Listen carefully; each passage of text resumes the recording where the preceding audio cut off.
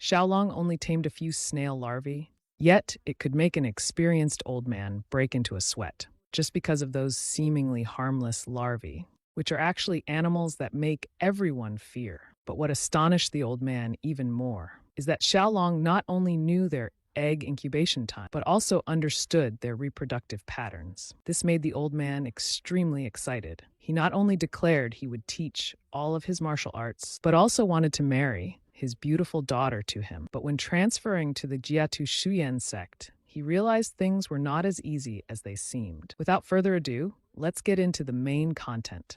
On a day when it was pouring rain, a group of martial artists, coming from an unknown place, entered the Dao Hall and asked the headmaster if he was there, saying, "May we trouble you a bit before the unending rain in this desolate place?" And yet, a boy appeared right here. The group was also surprised to see this young teenager. Seeing him standing blocking the entrance, the leader of the group understood and stood still. He had fierce red eyes, about 50 years old, with a stern face examining this desolate place like the Dao Hall. And yet there was someone. Then he spoke, "Young fellow, could you allow us to stay for a night to shelter from the rain?" The main character remained silent, staring at the group, and he hesitated, pondering who these people actually were. Though he was still young, they performed the ritual, clasping hands respectfully and using formal language.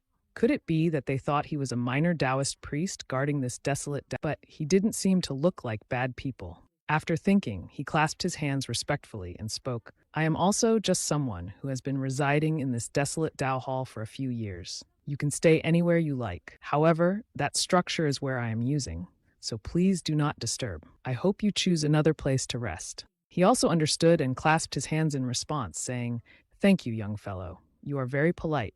I will do so." Then he turned to instruct his disciples, "Everyone, listen up and move quickly. Do not approach the young fellow's quarters. Find another place to shelter from the rain. Do you understand?" After hearing, they obediently listened and obeyed the master. Because the rain was getting heavier, the martial group hurriedly ran to find shelter. The main character stood still, observing the badges stuck on each person's clothing, and so they are all from the same family clan. He was somewhat curious, not knowing what kind of people they were. But now there was something more important. The main character politely bowed to their master, then quickly left. He stepped into his main room. Excitement was clearly visible on his cute face. "Oh, my love, it's time to eat now," he said as he walked and hopped like meeting his beloved, looking into the jars full inside the room. He opened the lid and looked inside with a joyful and delighted face. Inside the jar were insects that looked like crickets. The main character held the jar of insects in his hands eagerly and said, "Almost too late now. Everyone is hungry, right?" Then he proceeded to open another jar and saw inside a hakta, a species of spider living in South China. This is a large spider that can grow up to 20 centimeters with distinctive colors reminiscent of hak ho. He happily used chopsticks to feed crickets to it, saying, "Hak eat a lot, otherwise you wouldn't know how things would turn out." Seeing it devour his food made him very happy. At first, it was only as small as a fingernail, but now it has molted twice and grown this big. Hak is really happy. Seeing his pet had eaten to fullness, he continued to go to a storage box next to him. The main character opened the box it turned out to contain the king of lizards, specifically the rainbow gecko. This is also a native species in this area. The characteristic of this species is the striped patterns on their body. He revealed his obsession that no one knew, exclaiming joyfully, "In past lives, finding and purchasing you was very difficult because there was no source for importing, but here you can be found everywhere. Ha truly lives for the joy of watching you." Then he fed it. Suddenly, the gecko jumped up and bit his hand. Causing him pain, he flinched and shouted loudly. The origin of the beginning that led the main character to raise these creatures was his passion and fascination with insects, and especially the rare reincarnation that occurred because he was previously a streamer in the modern era. Originally, with the fame of a streamer with millions of followers, a streamer specializing in feber creatures. With the images of creatures before him, It was not too hard to say the main topic was insects and poisonous animals, but the problem he encountered when preparing to post new content was the live broadcast organized to celebrate reaching 1,000,000 followers. The content of that broadcast was the 10 most dangerous poisonous snakes in the world. The viewers of the live broadcast continuously asked him, "Where is the black mamba? Why don't we see it? It must not be the real one from Africa. Feber has tricked us. Hurry, show us the snakes. Let's try biting once, just once, try biting once. Why not?" Immediately after, a user with the nickname BellG Flyback Home was blocked. Someone also curiously asked, if the black mamba hits the head, does it die? Feber knew very well that among them, this one was famous as the most dangerous species due to its aggressive nature. Then the idea of going all the way to Africa to find the black mamba became a disaster. Feber sat on a chair, sighing to the fans. There's nothing. Really no black mamba. It's not a wild cat at the end of the alley. After saying that, he stood up and told everyone, "Let me take a break, and then I'll continue searching." The audience, unable to wait for the results, all excitedly responded, "You go ahead and rest. We'll stay here and wait. Hurry up and continue searching." Feber, momentarily feeling thirsty as if destined by heaven, approached the cabinet again to find himself a bottle to quench his thirst. He complained, "Why hasn't it appeared yet?" Meanwhile, there was a snake coiled up on the refrigerator roof, so I was bitten in the blink of an eye when I felt the pain from the snake's ambush. Faber was startled and panicked, shouting loudly to the audience. Some were thrilled, while others were worried, asking, "What number do you call in Africa instead of 119 when bitten?" Because of the snake's extremely potent venom, Faber felt dizzy and collapsed unconscious in his apartment. At the same time, he admitted that I had died immediately. Back to reality, at this moment, he was still busy feeding his lizard. The main character thought to himself, when searching, he didn't see any signs, so why would it hide on the refrigerator roof? The young landlord suddenly appeared at his room door without any prior notice. A moment later, he began speaking and asked, "Young martial artist, is anyone inside?"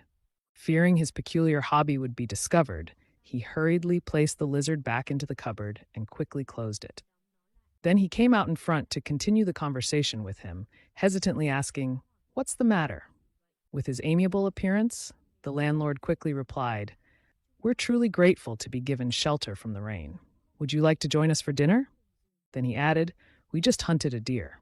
Upon hearing this, his eyes lit up and he stammered, "A deer? Really?" Upon hearing deer meat, tears of happiness welled up in his eyes. He thought about the early days when he would skin and roast his own pets to eat raw just to survive.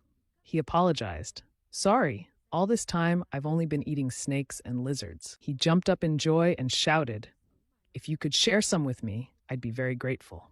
The man from the street came out happily, turned his back to guide him through the rain, laughing loudly, and replied, "All right, let's go together." After a while, the rain finally stopped, and the bright moon stretched its light through the dark clouds. At this moment, everyone was gathered around a fire, with a large deer carcass placed on it. Seeing how delicious the meat looked in front of him, he couldn't hold back anymore. His eyes widened, and saliva began to flow uncontrollably. Seeing him showing such desire, the landlord didn't say a word, and just silently observed everything. Finally, he told him that the meat probably needed a bit more time to cook, and asked, "While we wait, can I ask you a few things?" Upon hearing this, he blushed in embarrassment for losing face in front of so many people. He thought he was just gazing and forgot his manners. The main character quickly and politely responded, "Yes, sir. Please feel free to ask." A bit shy, he began to ask, "Do you live alone in this southern mountain? How old are you this year?" After thinking for a while, his answer must have surprised him. He said, "Probably around 10 to 15 years old." He curiously asked again, "Is it around there?" It's not very appropriate to reveal his entire identity to someone he just met, so he thought he had to flatter him. After thinking, the main character replied, "Since last week when I had a head injury as a child, I no longer clearly remember the memories before that." This touching story made him exclaim, "What a tragic story." He curiously asked, "So you've been living alone here all this time?" The main character quickly responded, "Yes, because I have no other skills. I live here by catching snakes, skinning them, and selling them to make a living." His face began to swell red, replying, "Why would a young martial artist like you risk going out to catch snakes? Because you have extensive experience with poisonous species from your past life, it must be quite easy for you." He then bowed his head and replied, "I'm familiar." While the two were conversing, an elderly man with graying hair arrived, carrying a plate full of meat. He said to him, "I've brought my main dish earlier. Now take this first." Upon hearing that, his eyes became brighter than car headlights. He clasped both hands and looked happy. The old man cheerfully looked at him with the steaming meat in his hand and said, "You seem very hungry, so I said that." He also politely and quickly replied, "Thank you, sir." Holding the piece of meat in his hand, he excitedly told the old man, "It's been a long time since I last ate meat." After saying that, he immediately took a bite, stuffing his mouth. The more he chewed, the more pleased he felt, thinking, "This is true happiness." Seeing him eat so eagerly, with the meat still hot, the old man happily joked, "Young martial artist, you're eating very deliciously." A moment later, the man who had come out earlier spoke again. "Young martial artist, listen while you eat." His normally calm face suddenly became tense as he said, "We're looking for something. Have you seen anything unusual around here?" He curiously asked again, "Do you mean something unusual?" Seeing him puzzled by his words, he had no choice but to ponder, wondering if he should say it or not. From the other side, the old man unexpectedly spoke up.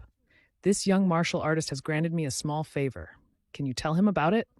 He continued, "Unfortunately, I didn't know, but encountering a calamity is dangerous. Moreover, since you live alone, you probably haven't told anyone."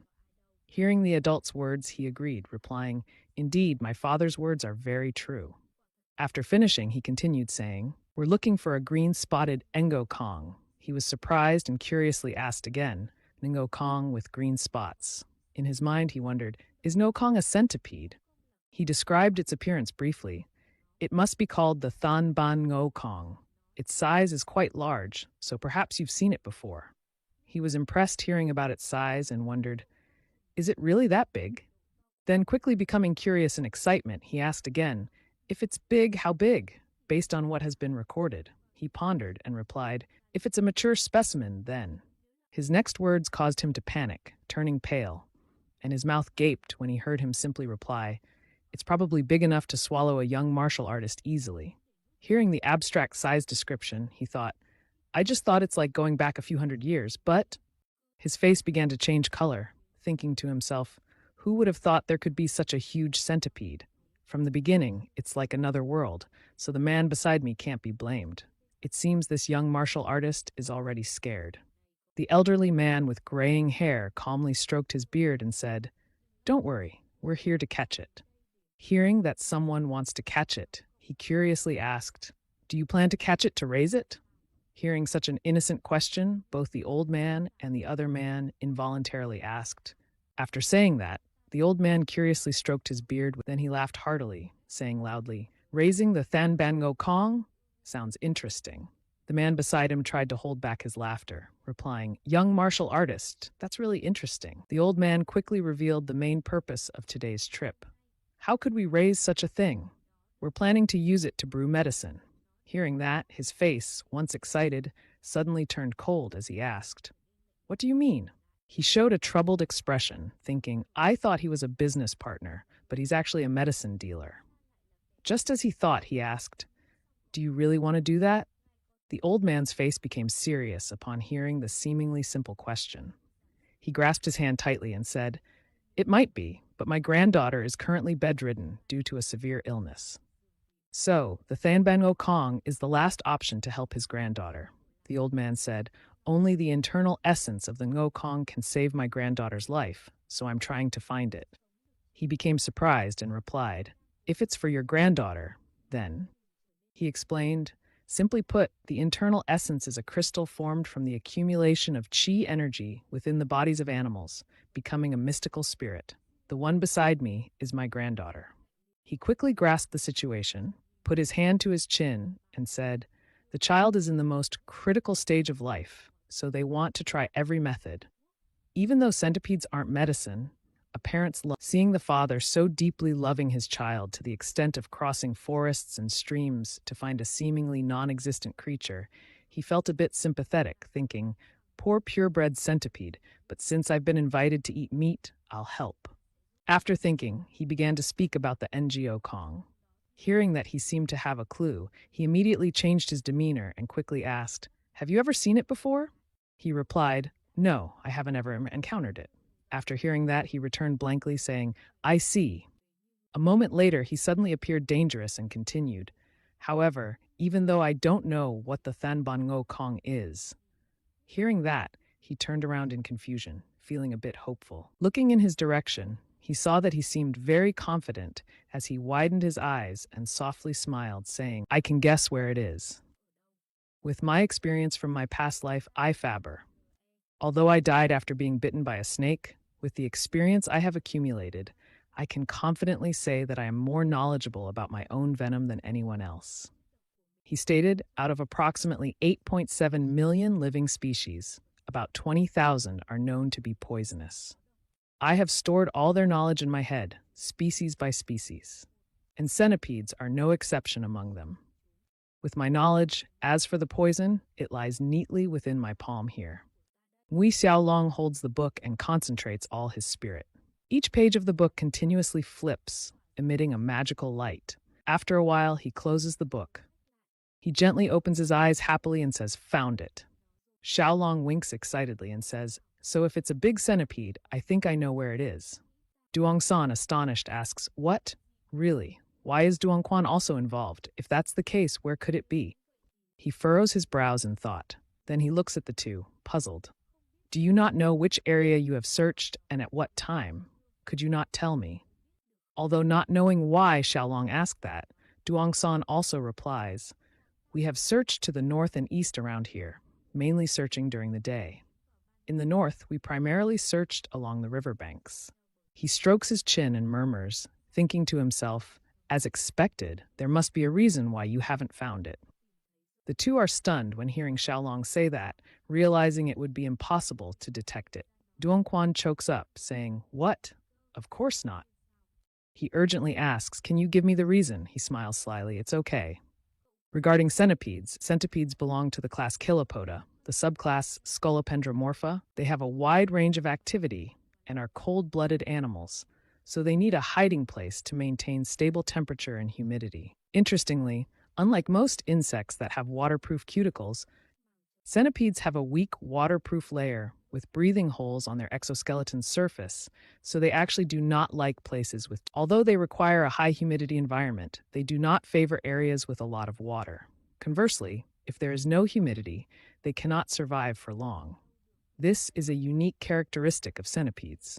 Sitting on the porch, Xiaolong continues to provide information. Therefore, the Scolopendra species, with their large bodies, are unlikely to dwell in dense forests or near rivers. Duongquan feels puzzled. "I can't believe it. So the places that crickets like are not rotten wood crevices."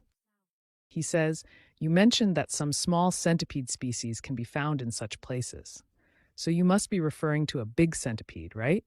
Xiaolong continues to babble. "If its body is large, then fallen trees in the forest or rocks by the river are not suitable places because there is nowhere for it to hide." After hearing this, Duongsan and Duongquan look at each other and nod gently. Sitting beside him, the elder worries. "If we find it in the place you mentioned, it will definitely be dangerous." He smiles slyly. Pointing to the mountain ahead, Xiaolong confirms west direction, and he advises them to try searching in the western Rocky Mountain as it is better. Centipedes usually rest under warmed rocks during the day and only come out at night. At night, moonlight illuminates the steep mountain cliffs. On the mountain cliffs, everyone assigns themselves to search separately. At the mountain summit, Duongsan stands steadfastly observing. He furrows his brows, thinking deep. At this moment, someone runs up and calls out to the master. "Is there any chance that the young knight's instructions are wrong?" He ponders. Jumping down to the ground, Duongsan orders, "Let's rest here today. Fire a signal flare to call the search teams to regroup." The soldiers receive the order, "Yes, master." A signal flare is fired. It blazes brightly in the sky. Everyone rests and sighs, "Oh heavens, we're so exhausted. I just hope the young knight's words are correct." They take turns discussing, "Why can't we ever find this damn centipede? It really is so. That young knight seems quite smart." Suddenly, they hear noises from Duongsun's side. They see him gritting his teeth and trembling, saying, Duonganyi, the child, is considered the most outstanding genius in the history of Duong sect. Could it be that the heavens have truly abandoned us? At that moment, there is a shout announcing that the noble master has returned. Everyone simultaneously greets, Master has returned. Duongguan approaches Duongsun. He inquires about the situation. Today you didn't find anything? He replies, Yes, sir. Then he asks again, Master also didn't find anything? Duongguan coughs softly. It's okay. But the situation isn't very promising. Duongganyi can only sustain for at most 3 more months. I don't know if we can find her within the next 10 days. The two remain silent, sharing the same concern. He suggests to the master, Tomorrow, let's try searching to the south, since we haven't found any traces yet. He sighs and agrees, All right. Suddenly, Duongguan, surprised, asks loudly, Is there nothing? Then unexpectedly, he slaps his forehead and laughs loudly. That's right, so that's how it is. Why didn't I realize it before? Yes, it's this place. Seeing a glimmer of hope, Duongsun immediately asks, It seems you just discovered something, right, master? As expected, Duongguan replies, No, it's not as you say. I haven't seen any traces or felt anything. He hesitantly asks again, Is that right? He confirms because there's nothing. Then adds, That's why I have the feeling it's here. Looking around, Duongguan speaks, Have you found any traces on this rocky mountain in the past 3 days? Duongsun immediately replies, No, we haven't found any traces. He strokes his chin and says, I haven't found any signs of wild animals' feces or territorial markings. As he finishes speaking, he suddenly gasps, Could it be? Seeing that Duongsun had recognized the issue, the old man became excited. That's right. How is it possible that there are no signs of animals on this vast rocky mountain? He tightened his grip and muttered, This is its territory. Duongguan cheerfully replied, Exactly, so all the surrounding animals have either fled or become prey for the Ngok Kong. The old man patted Duongsun on the shoulder. He then comforted him, Surely, then Ban Ngok Kong is here. Now we can save Nganyi. He looked like he had found the light and began to speak. Finally, before he could finish, the ground shook violently. Everyone panicked and shouted, What's happening? Duongguan shouted, It's humans! In their fear, they had stomped them into the flames without realizing it. Right where the fire was burning fiercely, a loud explosion echoed through the sky. Duongguan and Duongsun stood stunned, shouting, What is that? A sharp claw appeared, striking the ground forcefully. The soldiers, scared, stammered, What's this? What's that? Rocks and soil began to fall towards them. The old man exclaimed, That's! Before their eyes, a giant centipede began to take shape. With its many legs and head visible, a colossal centipede appeared, threatening Ban Ngok Kong. At the same time, inside the fortress, chaotic sounds were heard. Piao Long, wake up! He lay down, puzzled. How big is that centipede to scare everyone like this? I said we were just looking, yet it overturned the entire mountain. Piao Long sneered. A centipede that large could swallow me whole? He was truly excited. I'm really curious. Let's go. The nighttime mountain scene. Everyone surrounded the body of the defeated centipede. Duongguan opened the box and said, This is the inner egg of Ban Ngok Kong. Everyone around was excited, but the old man covered his hands, moved, and said, We can now save Nganyi. Duongsun, completely exhausted, said, Father, please lead the uninjured warriors to Tushian first. Duongguan wondered, What do you mean by that? He looked into the distance and replied, If there's a debt or vengeance, we must settle it. Engrave the gratitude in our blood. And Duongsun asked, Isn't there still work to be done here? The old man patted his head and recalled, Almost made a big mistake because I was so focused on Nganyi. Duongguan put away the box containing the inner egg and said, Right, we should treat the young fellow warrior as a valued guest. If he desires anything, we should fulfill it. He agreed, Let the injured warriors stay in the village to recover while I go meet the young fellow warrior. Duongsun added, Perhaps the young fellow warrior also thinks that he is eager to hear news about us.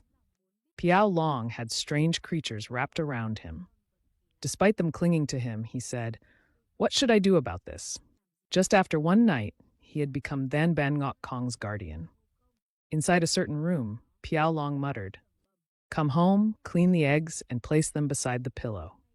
The next morning, upon waking up, he suddenly saw the little ones crawling on him.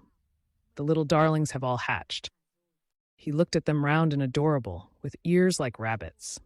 Piao Long restrained his emotions and muttered, "I anticipated this, but I didn't expect them to hatch so quickly." He glanced at a little one on his cheek, holding him while sleeping. Suddenly, the child slipped and fell. He panicked and caught the child, saying, "Hey kids, stay back a bit, let me." Piao Long muttered, "The problem is, I don't know if these little ones see me as their parent." One child kept biting his shirt, saying they cling to him and won't leave. The night before, in a mountain crevice somewhere, this type of divine insect was large enough to swallow him whole. If he couldn't endure this, he wouldn't be as strong as Faber.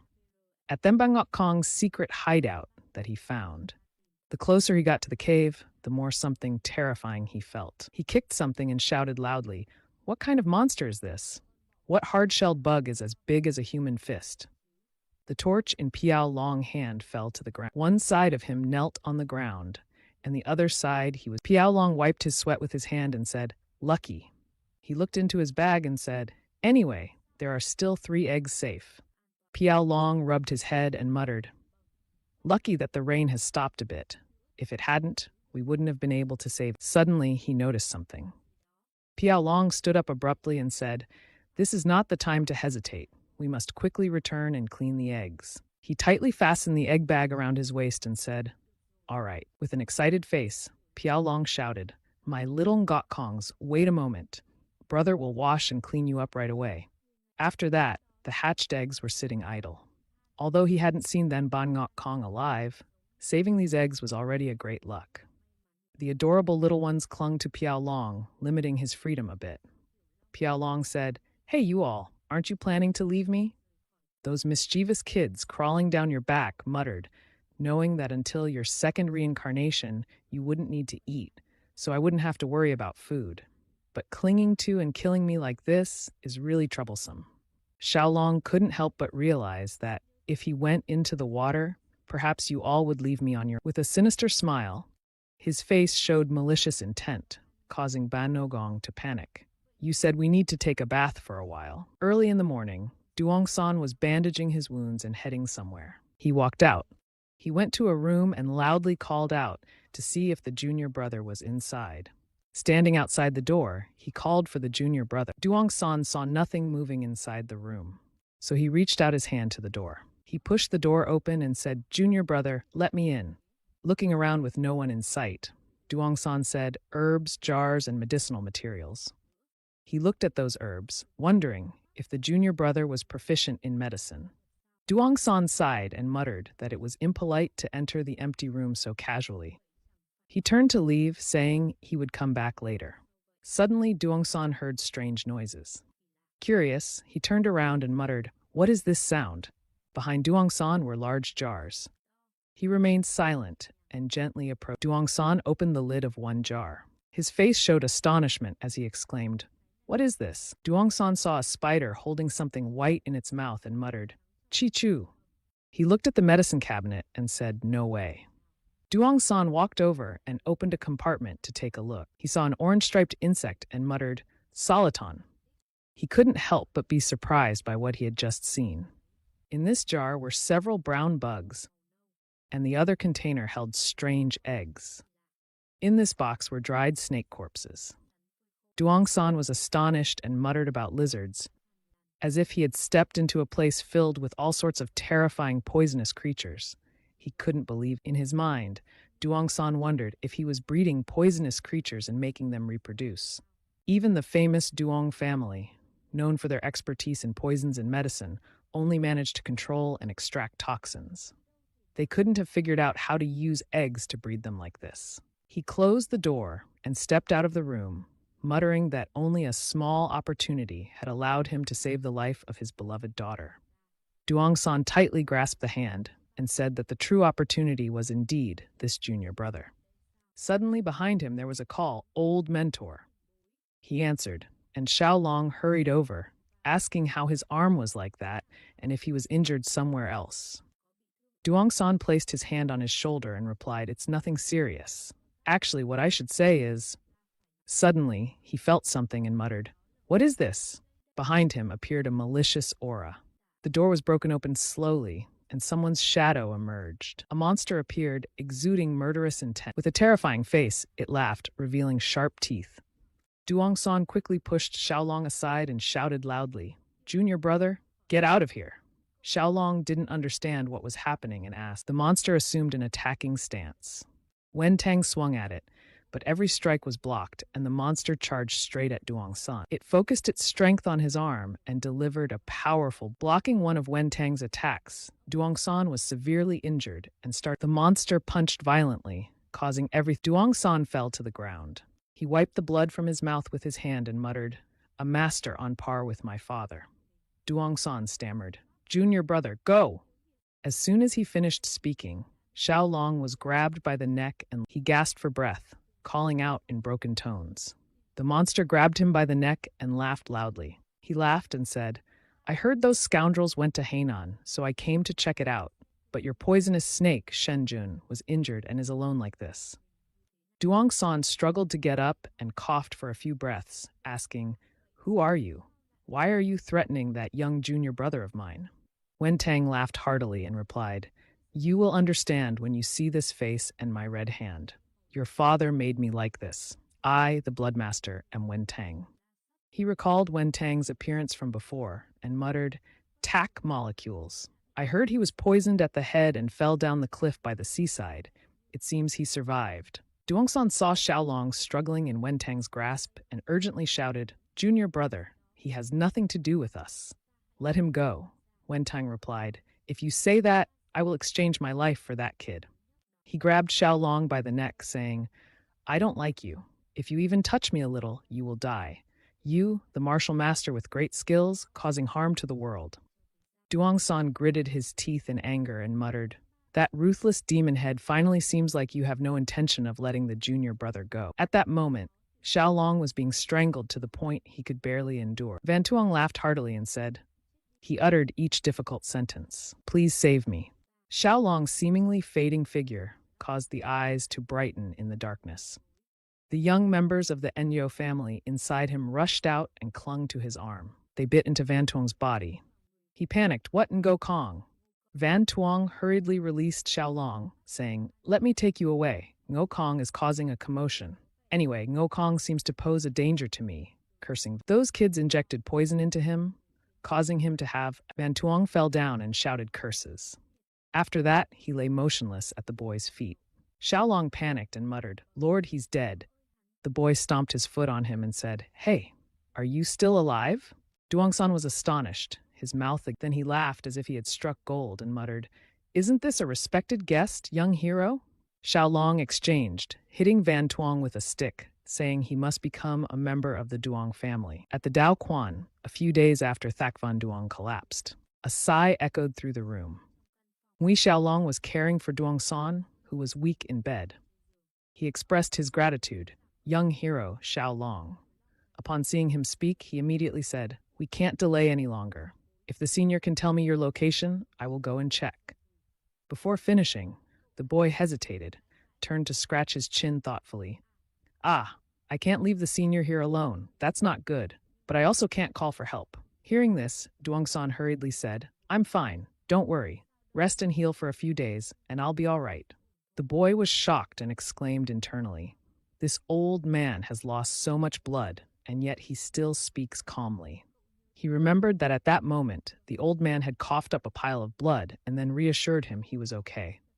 But the boy immediately replied, "Please don't say that. Your condition." Duongsan, catching his breath and weakly replied, "I'm okay now." He feared the boy would continue to worry about him, so he added, "I am a person of the martial world." Xiaolong was extremely surprised by this, questioning, "Martial world person?" He curiously asked, "Do you mean by martial world people who can jump, fly, and use martial arts techniques?" The old man smiled kindly and replied, "Not everyone can do that, but you could say it's accurate." He was amazed and thought, "Wonderful indeed, the world here has something different. Otherwise, it wouldn't make sense if there were a centipede as big as a house." Duongsan interrupted his thoughts, saying, "After all, you're a young hero and you saved my life. It is a great favor. Although it might be somewhat impolite, allow me to formally greet you." He introduced himself.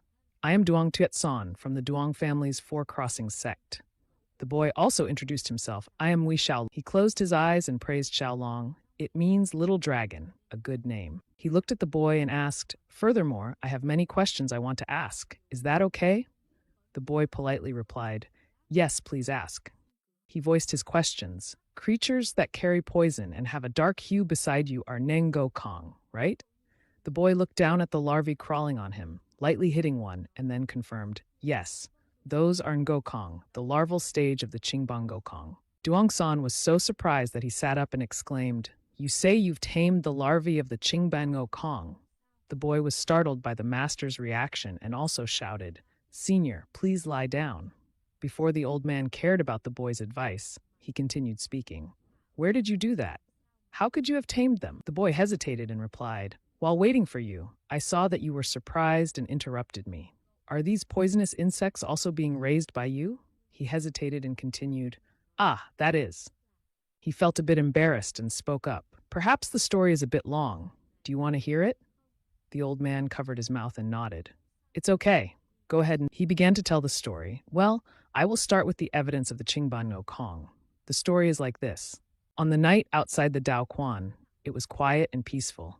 As if listening to the story, after hearing the entire story, Duongsan was astonished and asked, so you mean you took the eggs and raised them yourself? The boy replied, yes, that's right. I estimate that the eggs will hatch. The old man, drenched in sweat, wonders who could possibly know when the eggs will hatch or what to do. Then you speak up. Please wait a moment, elder. Without answering, Xiaolong unlocks the cabinet compartment. You take out the creatures from the cabinet and propose. Do you want to see this, sir? You take one out and introduce, this is a common lizard from the cave. It has yellow stripes on its body and white stripes on its tail. You take out another one and describe, and here are the ones with large white stripes on their tails, selected for breeding. The results show these two distinctive colors. Duongsan is stunned, staring at the creatures in front of him, then exclaims, could it be? He yells, I heard you created these colors. Is that true? Are they really beautiful? He swallows hard. He questions, could it be that if you only breed the strongest venomous ones, you could create a species with even stronger poison? You softly make an uncertain sound, puzzled by his words. In your head, spinning with theoretical thoughts, it's possible. After thinking, you say, if we know which one's venom is stronger, then of course it's possible. You hesitate. That's difficult, he replies, not expecting your loud voice. What is it possible? Which startles you. He places his hand on your shoulder, seriously suggesting, please join our clan.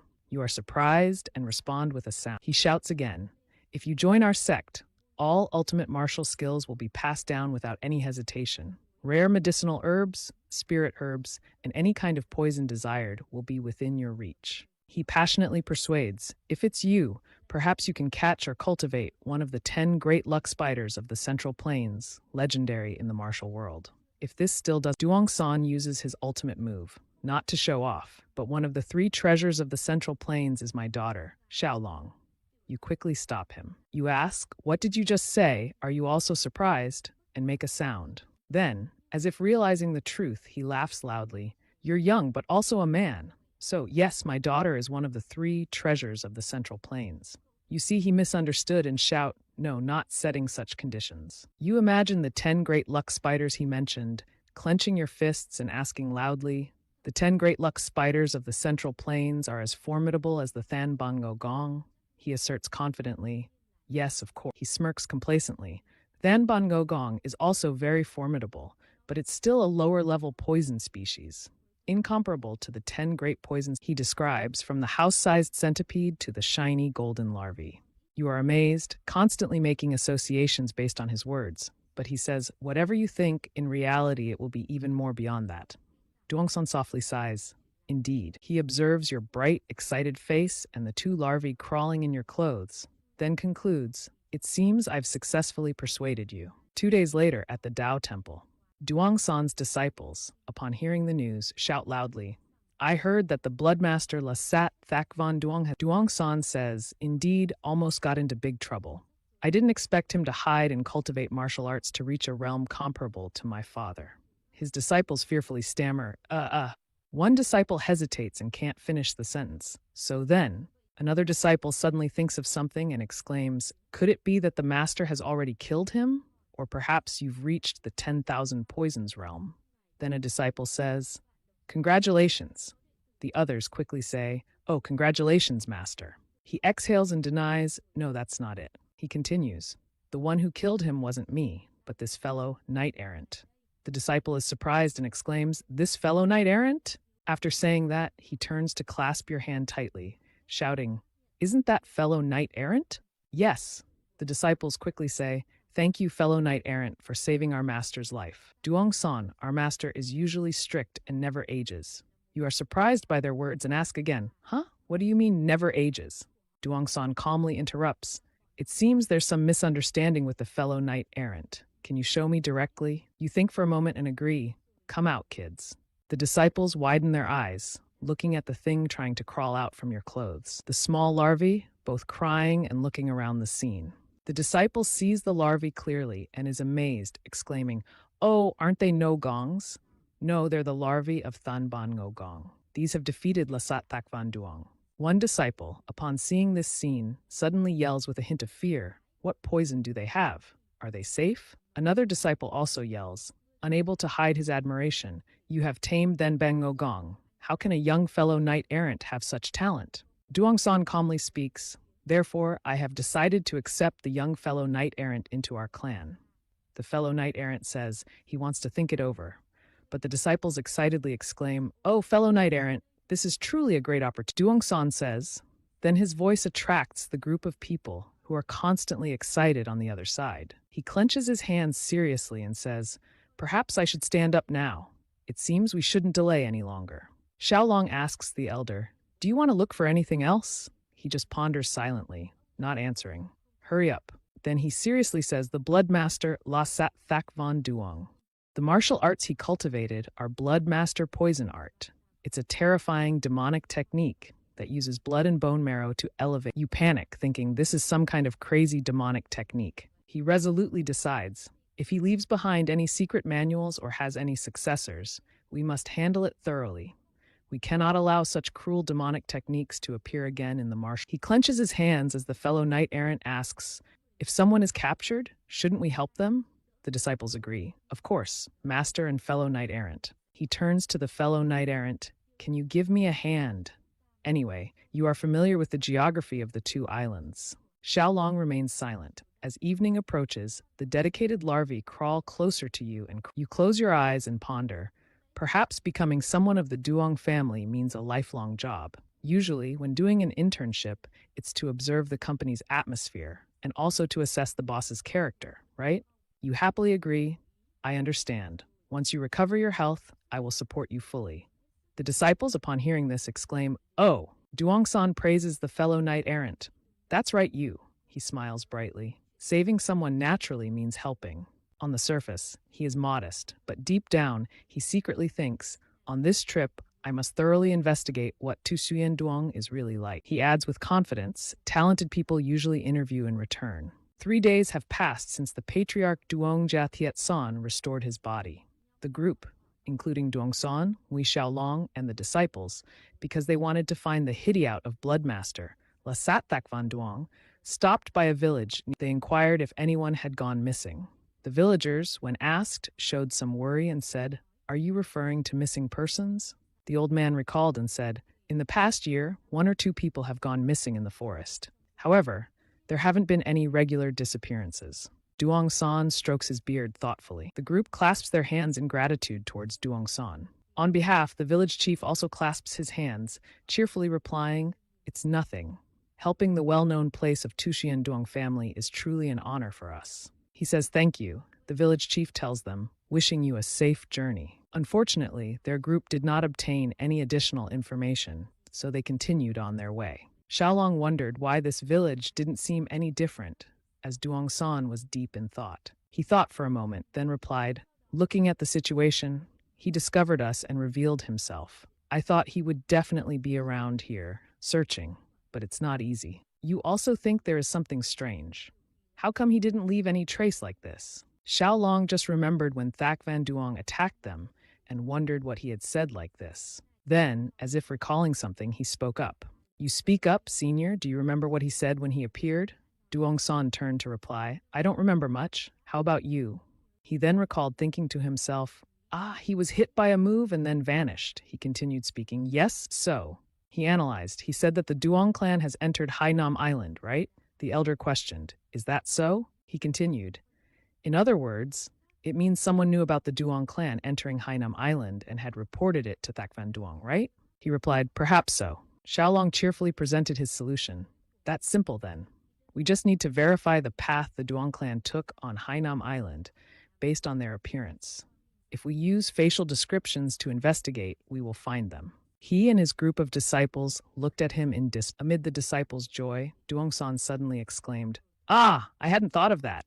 That's truly excellent. If the Bloodhand La Sat Thakvan Duong said that, he must have heard the news from someone who has seen us. While he felt a bit embarrassed by the praise, he decided, then it's easy. Let's move immediately, he said. They moved, but this place was enveloped in a heavy, gloomy atmosphere. The group gradually entered the village. One of the disciples spoke up. The village master heard at the port on Hainam Island, so it must be that village. Duongsan assessed. It seems that village is where the group of female residents, he ordered. Let's come here and see. According to the knight's words, perhaps the women here won't be too hostile towards us. The disciples unanimously responded, yes, village master. In the village, the people were extremely downcast. Many people were distraught. Some even lay in front of their home. A villager quietly sat working, then spoke up. Is anyone here? This caught the attention of the villagers. When the villagers turned to look, they saw their group had entered the village. The villagers asked the Han people, what brings you to the village of the women? He was somewhat surprised. Upon seeing the village elder, accompanied by a little girl and 2 young men from the village, Duongsan and his group of disciples clasped their hands in greeting and said, I am the head of the Duong clan in Tushuyan. My name is Duong Triet's son. The reason we have... While everyone was talking, Xiaolong silently observed the surroundings. He silently assessed, this village is indeed lifeless. The children also look weak. He suddenly thought of something and silently thought, wait a minute. He questioned in his mind, what's the condition of these people? He looked over the villagers, all dejected, and pondered, could it be that they are all poisoned? The village elder said, regarding the disappearances, I don't know about that. Nothing has happened. He changed his expression and then spoke up, go back. Duongsan continued to try to negotiate, but it seemed that fewer people were in the house. The elder shouted, this matter is not something the Han people need to be concerned about. Both Duongsan and Xiaolong were extremely surprised by that attitude. Duongsan turned to speak softly to Xiaolong. Clearly, I heard that the people here are very friendly to the Han, but you don't understand anything. He replied, ah, so. The little girl the village elder was holding hands with. The elderly village chief panicked and shouted, Demon Chuan! Ah, you think she just fell down? The elderly man was so panicked that he burst into tears. Oh heavens, Demon Chuan, no, my only remaining relative is my child. The elderly man in pain said, how could even my child suffer from these dreadful illnesses? Duongsan knelt down before the elderly man and then suggested, please, village elder, I know a bit of medicine. Can I help?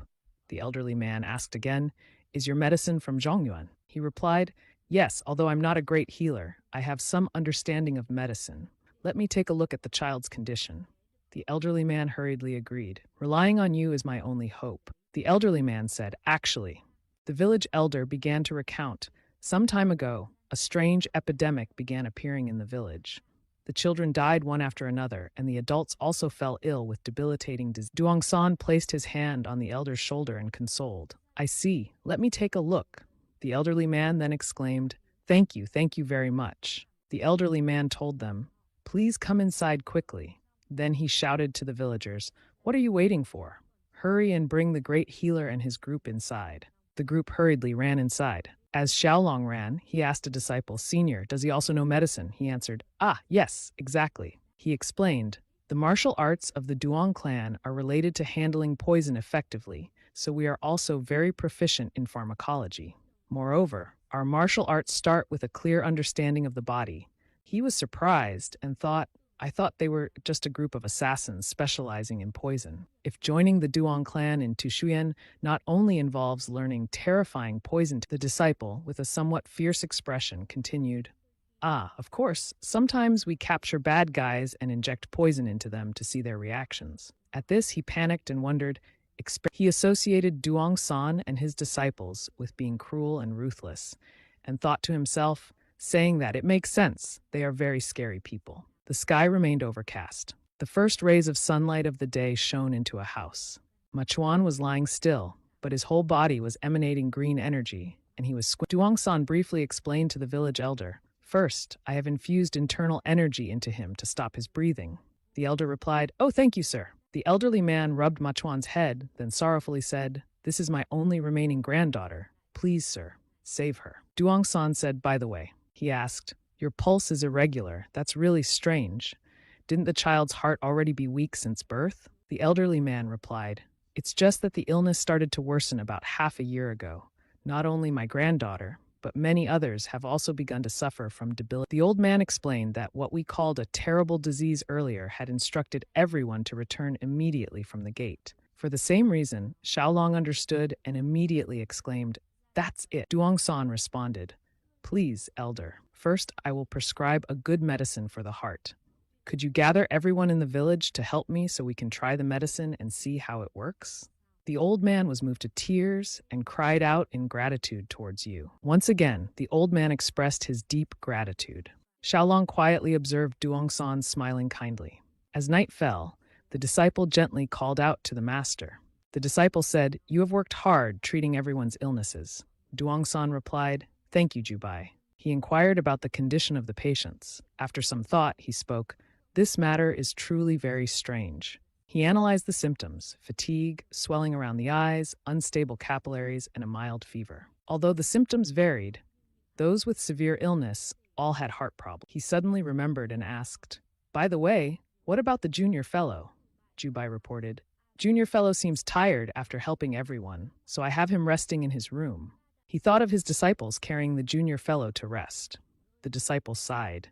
"The junior has done his best." He then said, "Since he hasn't trained his martial arts yet, following us must have made him easily fatigued." He continued, "By the way, we should also visit to see how the junior fellow is looking." Jubai responded, "Let me lead you to the master's residence." The room door gently opened. Inside, Xiaolong was sleeping soundly, unaware of anything. Duongsan did not step inside but quietly observed from outside. He suddenly pushed the door open. He quickly approached the bed where He reached out his hand toward him. His hand swiftly came down like lightning. He precisely slapped Xiaolong across the face, causing him pain and making him shout. Xiaolong woke up abruptly, confused about what had happened. Staring at him, he stammered, "Senior." While looking at him with extreme anger, he wondered internally why Duongsan had suddenly slapped him. Leaving Xiaolong, he suddenly felt Duongsan punch him, making Xiaolong bewildered. He sat up, holding his cheek where he had been slapped. Xiaolong said, "This." He held his face, pressed against the wall, puzzled about what was happening. "Senior, oh my God, it hurts so much." Duongsan hurried over, reaching out his hand to apologize. "I only meant to swat the bug crawling." Xiaolong stared blankly and asked, "What bug?" Duongsan looked awkward. Xiaolong heard him say, "What do you mean?" He looked through the door gap and said, "I just came to visit the junior fellow for a bit, before resting." Suddenly, Duongsan saw a bug and said, "You know, suddenly a bug flew over and landed on your face, don't you?" He raised his hand, his eyes sharp, and said, "In the South Sea Islands, there are many types of toxic parasites I'm not familiar with, so it's quite dangerous. That's why I instinctively..." Duongsan held the smashed bug in his hand and said, "Look, this bug is so big." Xiaolong looked at the bug in his hand, stunned. Suddenly he exclaimed, "This?" Xiaolong muttered, "Wait, why is this bug here?" He seemed to have discovered something. Xiaolong asked, "Senior, although the patients have various symptoms, they all have abnormal facial features, right?" Duongsan replied, "Yes, that's correct." He added, "You said the cause of these terrible diseases is spreading throughout the..." Xiaolong pointed to the bug in his hand and said, "It's caused by this bug." Duongsan was surprised and exclaimed, "What?" He continued, "This is a type of bug from the Hemiptera family. It's named so because it usually sucks blood from the eyes or... This type is agile and extremely fast, even faster than mosquitoes, so it's also called a vampire or assassin bug." Xiaolong took a cloth to wipe the place where the bug had landed and said, "This bug itself isn't poisonous, but its stomach is full of parasitic organisms that are harmful." He continued, "Therefore, when it bites someone, they become infected through... The disease it causes is called trypanosoma, also known as Chagas disease. It's a dangerous illness ranked 7th on the list of most fatal diseases for humans." Xiaolong said, "Village chief, Aren't the dogs in the village panting or showing symptoms similar to humans? The village chief panicked and replied, Yes. Could it be because of this bug? He sighed. Yes, it must be. Duongsan was puzzled and asked, If so, can our sister be saved? Xiaolong answered, If there is medicine, she can still be saved, but Duongsan laughed heartily and asked, Jubai, do you see how I look at people? Jubai laughed and replied, Indeed, I have clearly seen the value of the junior fellow. Xiaolong stepped in, not understanding what was happening, muttering, Why are these people? He spoke up, Junior, please join our Duongjia Swan sect. Xiaolong was taken aback and replied, Yes. Duongsan confidently said, join our Duongjia Swan sect. He looked at Xiaolong and muttered, Why is that? He explained, There is something called cold parasites, which are referred to as vu-ko, or cold poison. These parasites are cultivated by the villains in the central. Duongsan continued, Those evil people force others to ingest these parasites periodically to cause pain or to control people's actions according to their will. Xiaolong was astonished and replied, They can control people? That's horrifying. Duongsan said, Despite being very harmful, many martial artists have lost their lives because of these parasites. He continued, People might even kill their own families and then commit suicide or betray their clans to become slaves for the villains. The village chief, listening, wept bitterly, exclaiming, Oh heavens, what a Duongsan explained, For a long time, people in the martial world have been striving to create an antidote for this type of a kind of antidote that can expel the parasite from the body or make it dissolve. Xiaolong was amazed and exclaimed, Impossible. Duongsan suddenly pulled out something from his robe and shouted, It's done. If the martial world has created such an antidote, where have they? He proudly held up a round pill and said, Of course, it's our Duongjia Sichuan's pill.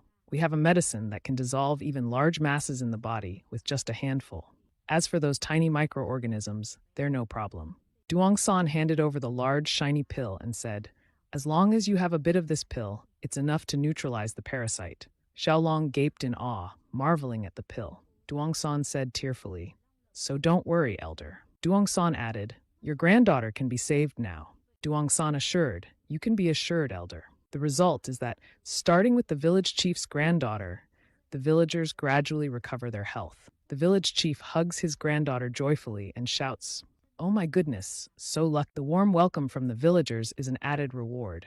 Seeing their bright faces, it seems the information about the female tribe member's optimistic nature. Duongsan pats his shoulder and says, If the young hero doesn't find the cause, it will be really difficult. Their benefactor must be me, not this young man. The young men in the village unanimously thank him. Thank you so much, young Long, they respond shyly. Everyone around shouts loudly, Young hero is the benefactor of our village. Although he was treated with Duong family's medicine, Lord Duongsan has credited all the credit to me. Seeing everyone's gratitude and his joyful expression, it's as if it were his own deed. A bit touching. The young men in the village surround him and lift him into the air to honor him. A while later, the village chief approaches Duongsan closely and asks, You mentioned someone at the village gate. What's that about? The old man says, People are looking for a missing person in the village. Duongsan replies, Yes, that's correct. But why do you ask? The village chief looks worried and says, I want to repay the favor, so I did some investigation and heard a strange story. Everyone falls silent to listen as the old man recounts. In our village, there was a girl who was married from another. A few years ago, a strange phenomenon occurred in her parents' village. People began to disappear one by one. After hearing this, Duongsan was extremely alarmed. He looked around and murmured, There are clues now. Duongsan asks, Where is that place? The village chief responds, It's to the west, in a small village. When people go there, they only see wilderness. Duongsan covers his face with his hand and says, The nearby servant's corpse looks like it's from that place, the patriarch's home. He seemed to see something horrific and shouted, What is that? The piled-up corpses, including skeletons, chilled him to the bone. Duongsan says coldly, There are even toxic corpses, self-poisoned toxins that arise after decomposition. He exclaims in horror, Don't let the young hero see this scene. Young Long says, I've already seen everything. Suddenly, Antok Tray discovers something and asks, What's over there? A thin snake with its head severed. A bird with strange feathers is swallowing the snake's head. And my Tray murmurs, A bird. He grabs a stone in his hand and says, No, that bird cannot let the deceased be further disgraced. And my Tray throws the stone forcefully at it and shit out of here. Duongsan shouts, "Wait a moment!" The stone flies past, startling the bird. It stomps its claws hard on the ground. Its eyes are full of murderous intent, in an attacking stance. Angry, he shouts loudly, "Damn it!" Duongsan pats his shoulder to calm him. "Stop, something is wrong." The bird spreads its large wings, flapping powerfully and flying into the sky with Young Long sees this and panics. The corpses touched by the black smoke are all melting. He murmurs, "No, they're melting." A hand covers his mouth. Duongsan shouts loudly, "Everyone, get out of the way." That's Tram Dio. Everyone sits down in a circle. Duongsan explains, when its wings spread wide, it can reach the 5 virtues.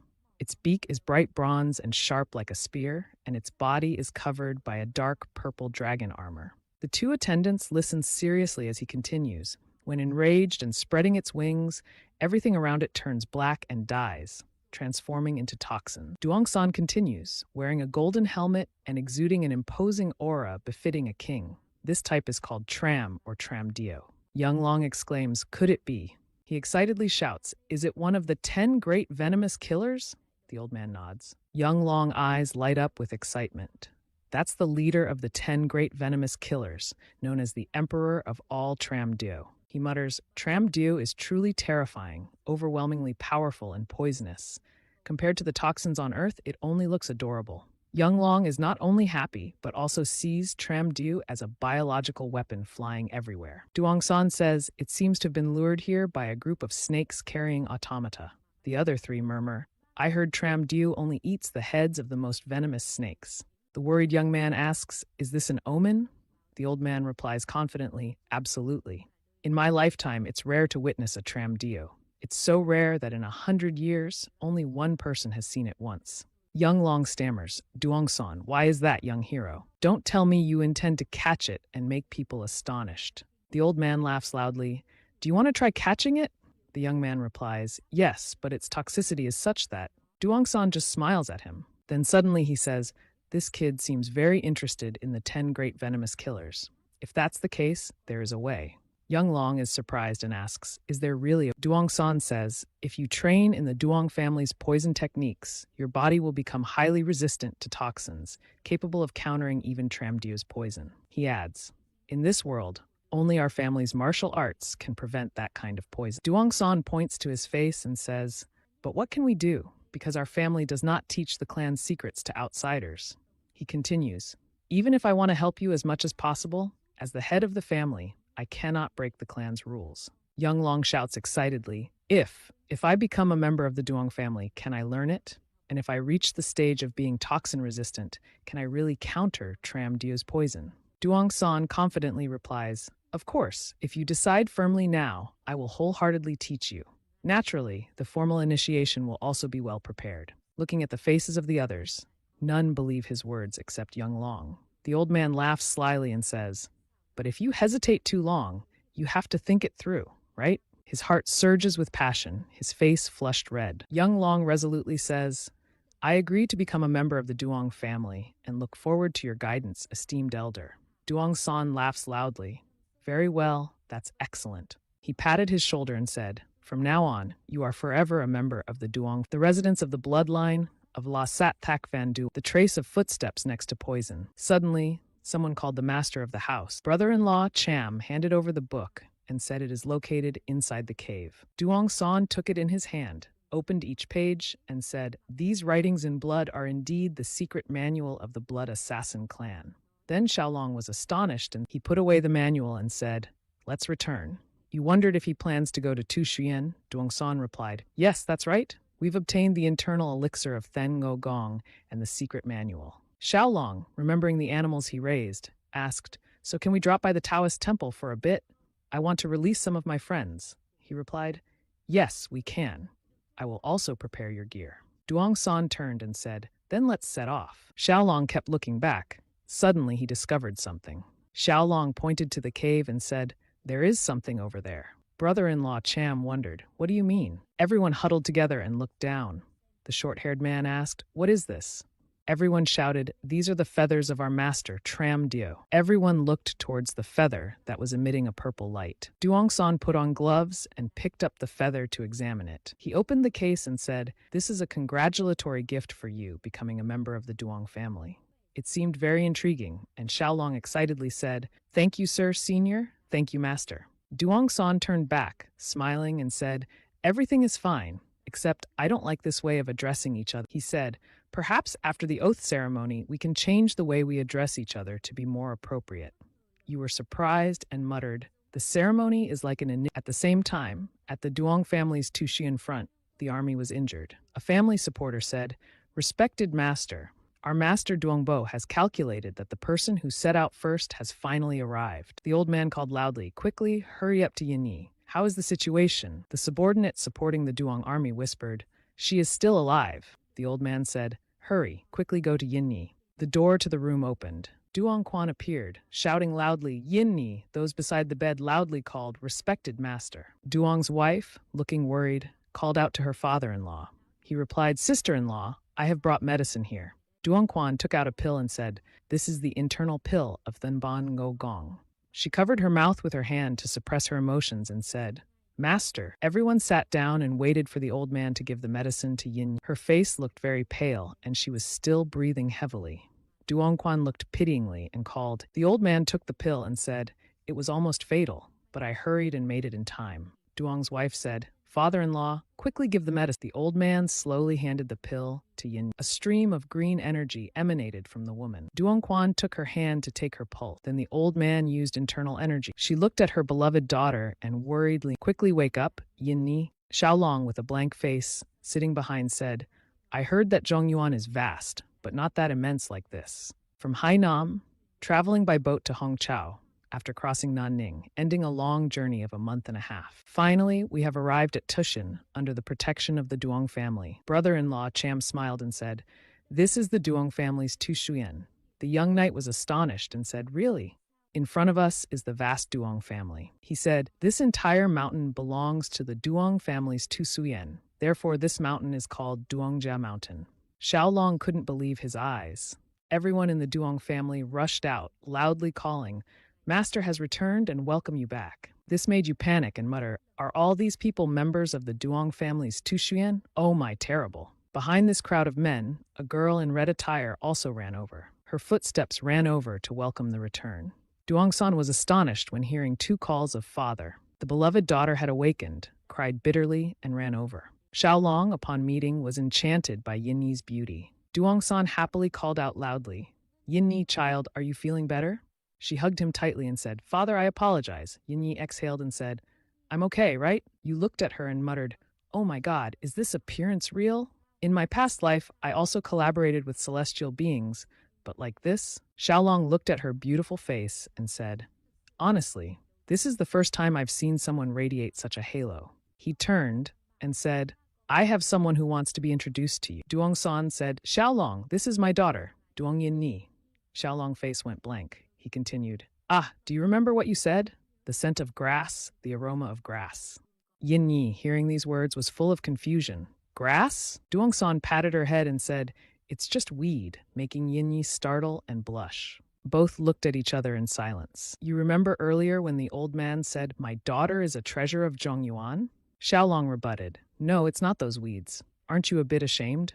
Duong Yinyi, the only daughter of the Duong family, has borne the burden of sorrow since she was young, hard for anyone to understand." The two elders were talking to each other. One said that the talent's capabilities are still not very clear. The other said that her appearance isn't particularly outstanding, yet she is hailed. She hid in a secluded place, listening to the comments. The shrewd daughter-in-law said that as long as there is a son-in-law in name to make it reasonable, that's enough. The other said that they had suggested taking in an additional maid, but she didn't. Ngani endured the unpleasant words, muttering to herself, "It's not like that. My mother and father are not at fault. I want to prove my own strength to the clan's elders." By practicing and perfecting her martial arts, even though she is not male, she can still accomplish many things for the clan. There is a saying, haste makes waste. Impatience only leads to getting lost. That impatience created a dark mind.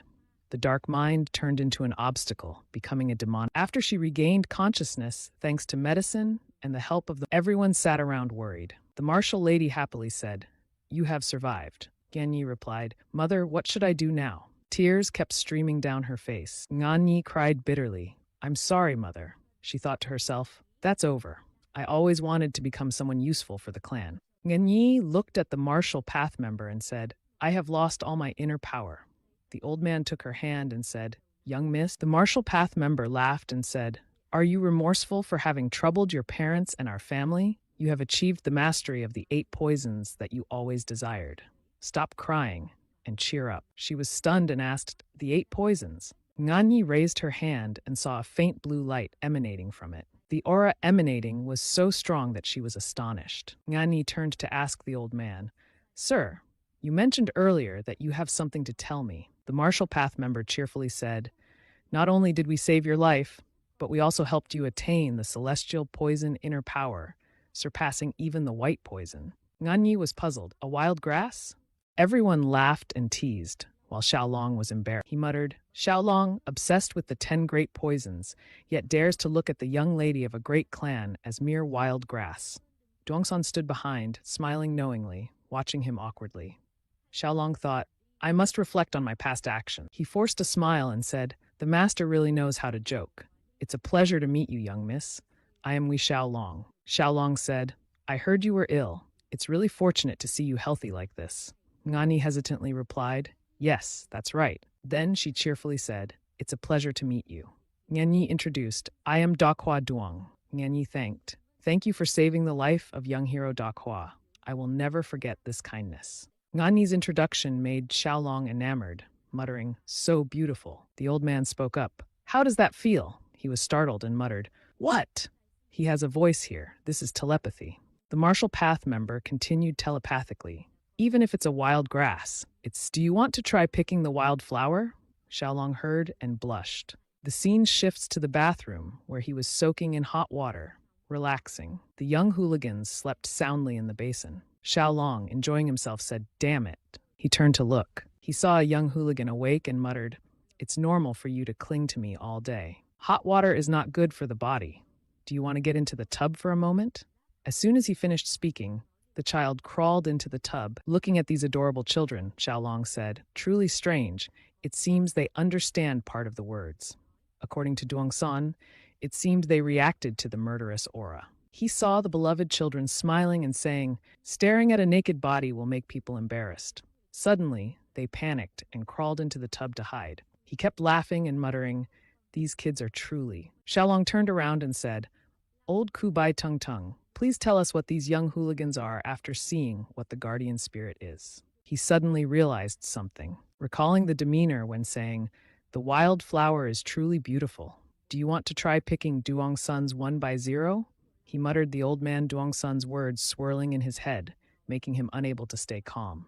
I must leave here quick. The scene is at the Duong family home. Everyone is sitting in the room, seemingly discussing something. Duongsan lifts a cup of tea and says, So, we will arrange everything properly in the room.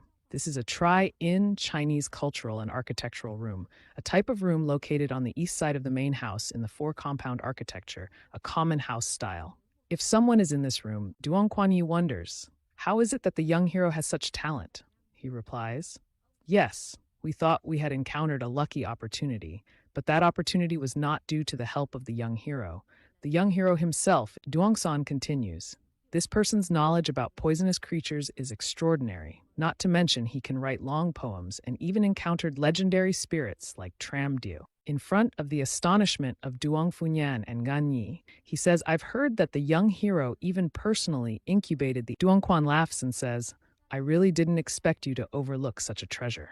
Duongsan replies, That's right, father. He calls out to Nanyi and she immediately startles, not understanding. Duongsan asks, If you want to accept the young hero as a son-in-law, what do you think? Ganyi is puzzled. Do you mean you want the teacher, the young hero? She says, If it's to be a son-in-law then. Nganyi lets out a sigh, causing Duong Funyan to look worried. Then she bows her head and Nganyi mumbles, Now I have surpassed white poison and entered the realm of heavenly poison. I want to prove that I can help the clan even more. She speaks up, I am also a member of the Duong family.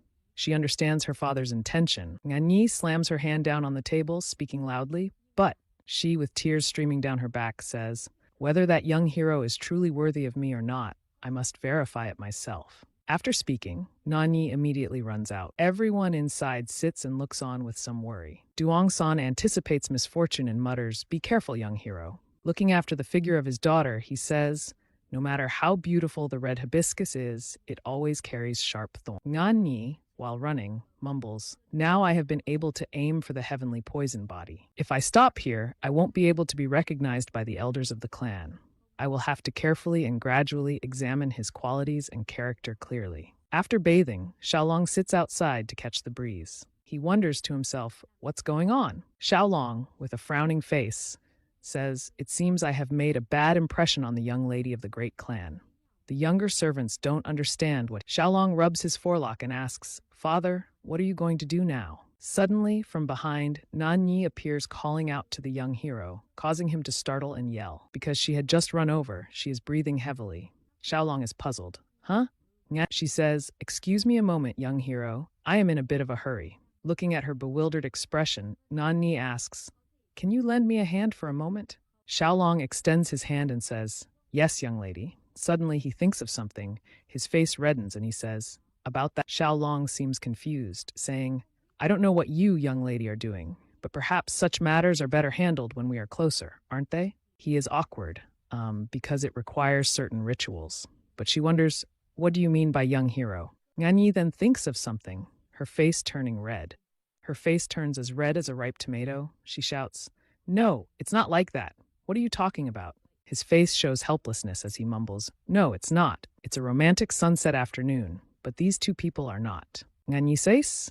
She says, it's not what you think. I just wanted to check your pulse. Perhaps because I suddenly asked you to extend your hand, you misunderstood. Xiaolong, disappointed, forces a smile and says, I see. It's because I didn't know. Nganyi sits down and says, first of all, I want to apologize, Father. I appeared abruptly and acted rudely. She turns to him and says, Father still looks very young, not yet a young man, but you seem to be someone who thinks things through. So I will explain what is happening.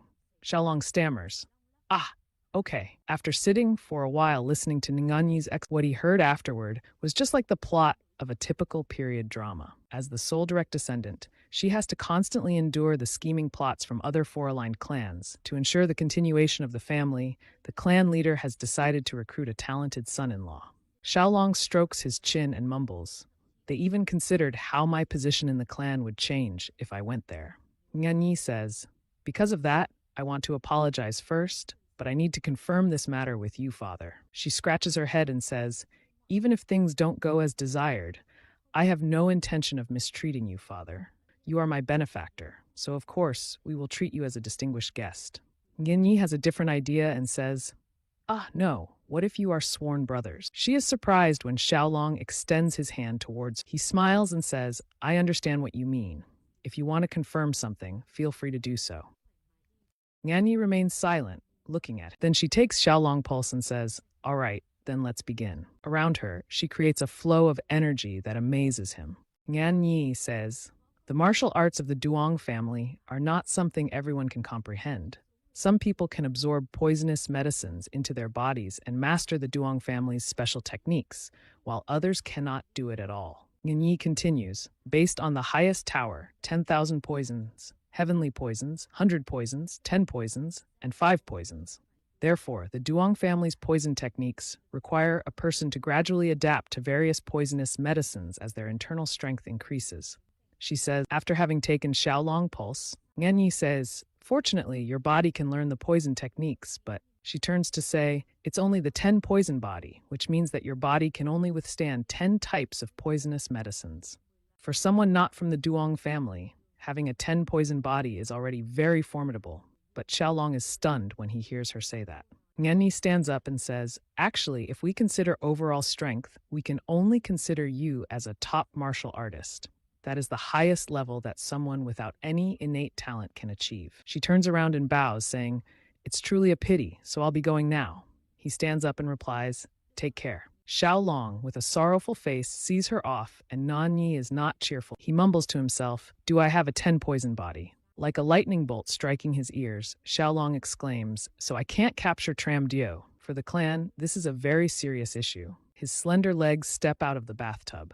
Nganyi takes a cloth to cover herself, sighs and looks at her body, saying, since I absorbed the internal elixir of Thanbango Gong, my body has been emitting this strange fragrance continuously, even bathing several times a day. Then Nganyi puts on her clothes and says, "Is it because I spoke ungratefully to my benefactor that I was punished?" The scene shifts to Xiaolong's bedroom, where he is now sound asleep. He is asleep, seemingly dreaming of something. Suddenly, Xiaolong appears somewhere with many cherry blossom trees. Suddenly, he hears someone crying, "I am very grateful for your boundless kindness." Miss Nanyi thanks my savior, my benefactor, and you mumble, "I'm dreaming, isn't it?" Some girl says, "No, maybe you'll feel like this is a dream, but it's not."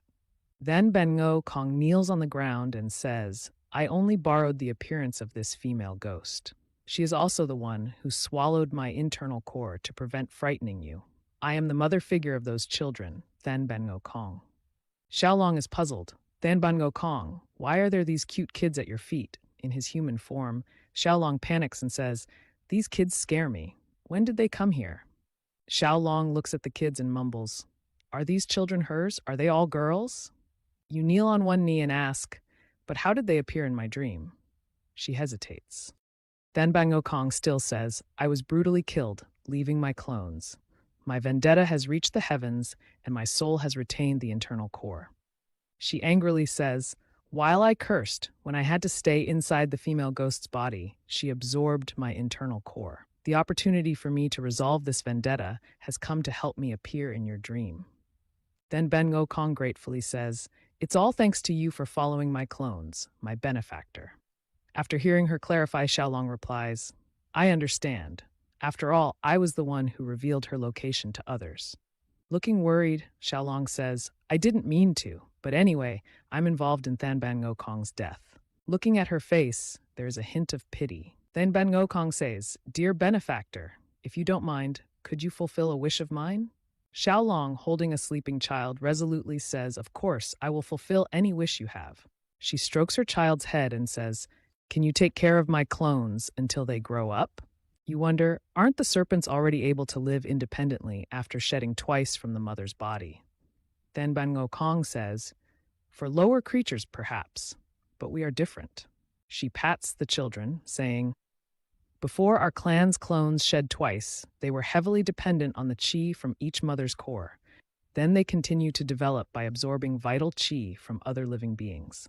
Xiaolong asks, "Wait, Miss Nganyi has already absorbed the internal core, so do they have to stay close to her?" She seriously says, "You need to understand our situation, dear benefactor." Then Bango Kong asks, "Earlier I said I cursed this female ghost, right? Are you sweating profusely?" Xiaolong responds, "Yes, that's right." She says, "Because of my internal core, the female ghost's body is emitting a foul odor." Xiaolong is shocked and exclaims, "A foul odor?" with an evil expression. Then Bango Kong says, "I won't let any man get close to this female ghost and prevent her from having children." You panic and mumble, "Heavens." She says, "If you want to lift this curse, let my clones absorb the internal vital qi, and you can also seize this opportunity to win her heart." Xiaolong rests his chin, thinks for a moment, then smiles. You reply, "I don't think that's a good idea. I don't want to take advantage of Miss Nganyi's difficult situation." Then Bango Kong admires, "You truly are a respectable person, dear benefactor." She asks, "But then how do you intend to overcome this challenge? It seems the female ghost is looking for a strong and powerful man." Then Bango Kong says, "As for me, I can't take the internal core of the 10 great poisons for you. My internal core has been absorbed into that female ghost's body." Xiaolong mumbles, "Ah, the 10 great poisons." You cheerfully say, "I have an idea. Can you trust me?" She wonders what you mean. Xiaolong strokes the yellow child's head and says, "Just leave this matter to me. I think it's doable." The next day, after hearing Xiaolong recounting, Nong'anyi says, "So the odor emanating from my body is because of Than Bango Kong's internal core. You bring her clones along." She responds, "Yes, and if in a few days she lets these serpents stay near her and absorb the internal qi, the foul odor will automatically disappear." She blushes and says, "I feel a bit embarrassed to ask this, but..." Nganyi asks, "Brother, tell me about this matter without asking for anything in return. Is that okay? Can't brother ask me for something in exchange?" Xiaolong smiles and says, I can't mercilessly take advantage of every lady's difficult situation. He doesn't want to become someone who is shameless." She is surprised by the answer. Nganyi bows her head and stays silent for a moment. She says, All right, in that case, I can't keep accepting your kindness without reciprocating. Ngan seriously says, I will seriously consider my father's words. Xiaolong, seeing you like this makes me realize there are things more important than talent or martial arts. Xiaolong, embarrassed, scratches his head and says, I just said that, but actually I was also thinking about this a bit. She wonders, what are you thinking about? He laughs awkwardly and says, I have 10 poison bodies and can absorb 10 types of poisons, right? Nganyi sighs, yes, that's right. Xiaolong looks at the children and says, so I have an idea. If I can only accept 10 types of poisons. He innocently asks, then can I absorb the 10 types of poisons from the 10 great poisons in the Central Plains? Nganyi shouts, using the 10 poisons of the 10 great poisons. She blushes and mumbles, so brother wants to become the strongest person in the world? Really? I can't believe it. For Duong Nganyi, one of the flowers of the forest martial arts, this is the first time a man has confessed so drastically to her. The sky seems gloomy, but rays of sunlight still pierce through the thick clouds, shining down on the cool roof outside. There are two people sitting on the steps discussing something. Hoen looks confused. She looks at Xiaolong and asks, do you know what you're talking about? He faces Hoen's gaze, remains silent for a while, then scratches his head and laughs loudly, innocently, saying, I don't know. She also falls silent with this guy. She turns around, sits straight up, places both hands on her chest, and confides, that path will indeed be very arduous and difficult. It may take 15, 25, or even a lifetime to pursue. Xiaolong sits next to her, appearing dumbfounded, hesitantly wondering internally, is it that serious? Suddenly thinks of something, his whole face flushed, wanting to smoke. He raises both hands to cover his face, softly mumbles, hesitantly opens his hands to wipe his cheeks to reduce the heat, regains composure, and implies, all right, miss, please try to stay and then leave. The words make her turn to stone on the spot. It even starts cracking into pieces. Hoa and screams in helplessness at his. Her head feels like it's about to smoke, completely red from embarrassment. Xiaolong thought she was afraid of the small insects on him and hurriedly reassures. Don't worry, my family's kids absolutely won't bite anyone. He remains dazed, sitting there listening to Hoa and talk about the future in the hesitant voice of a young maiden. In those 3 years, if brother succeeds in mastering one of the Therefore, if brother succeeds, the chance of achieving the goal is very high.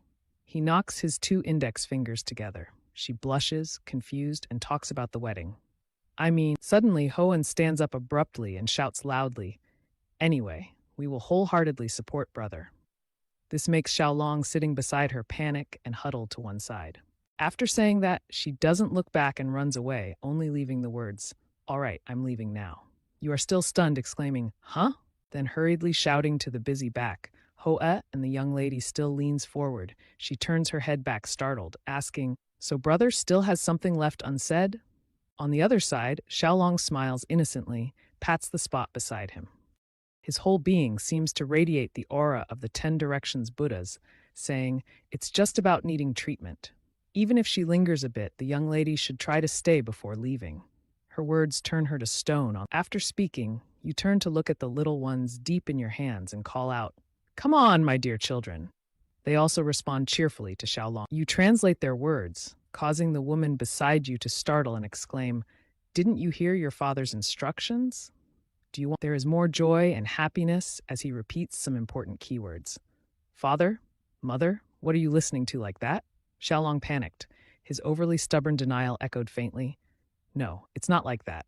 I don't mean that. In the study, the 3 parents sit facing each other, their demeanor becoming serious as they discuss.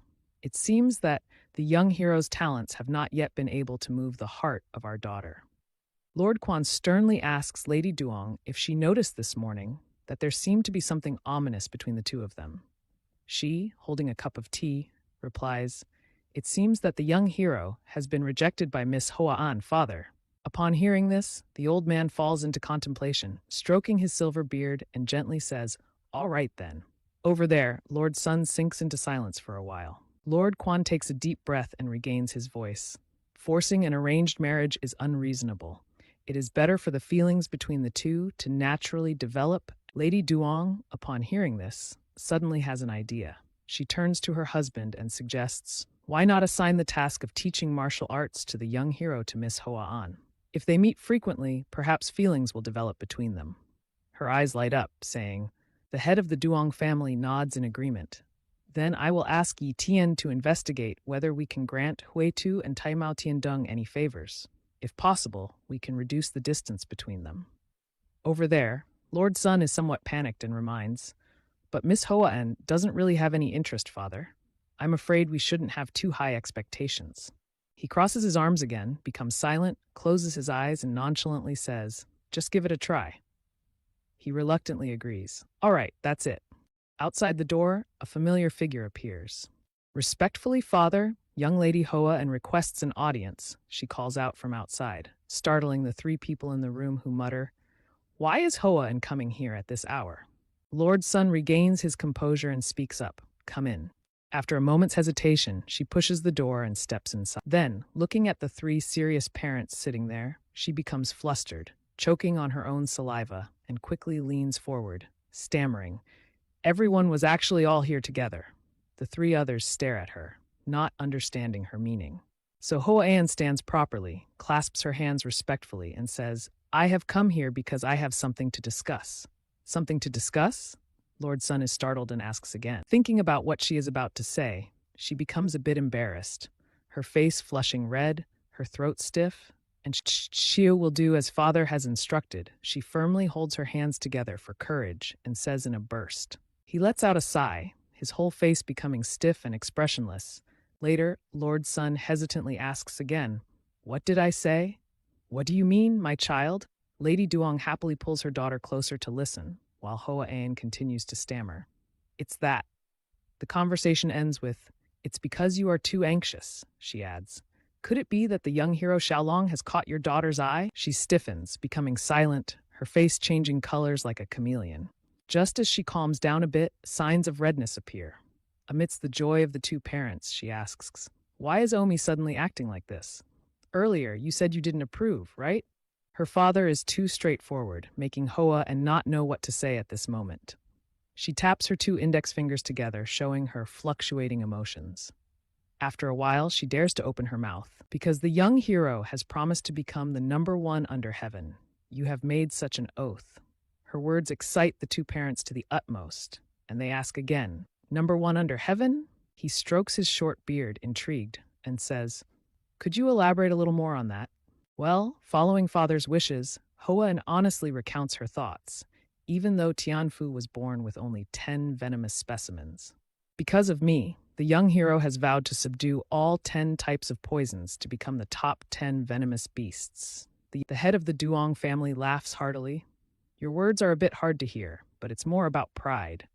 Those top 10 venomous beasts named Tiu Tu are indeed reckless and ignorant.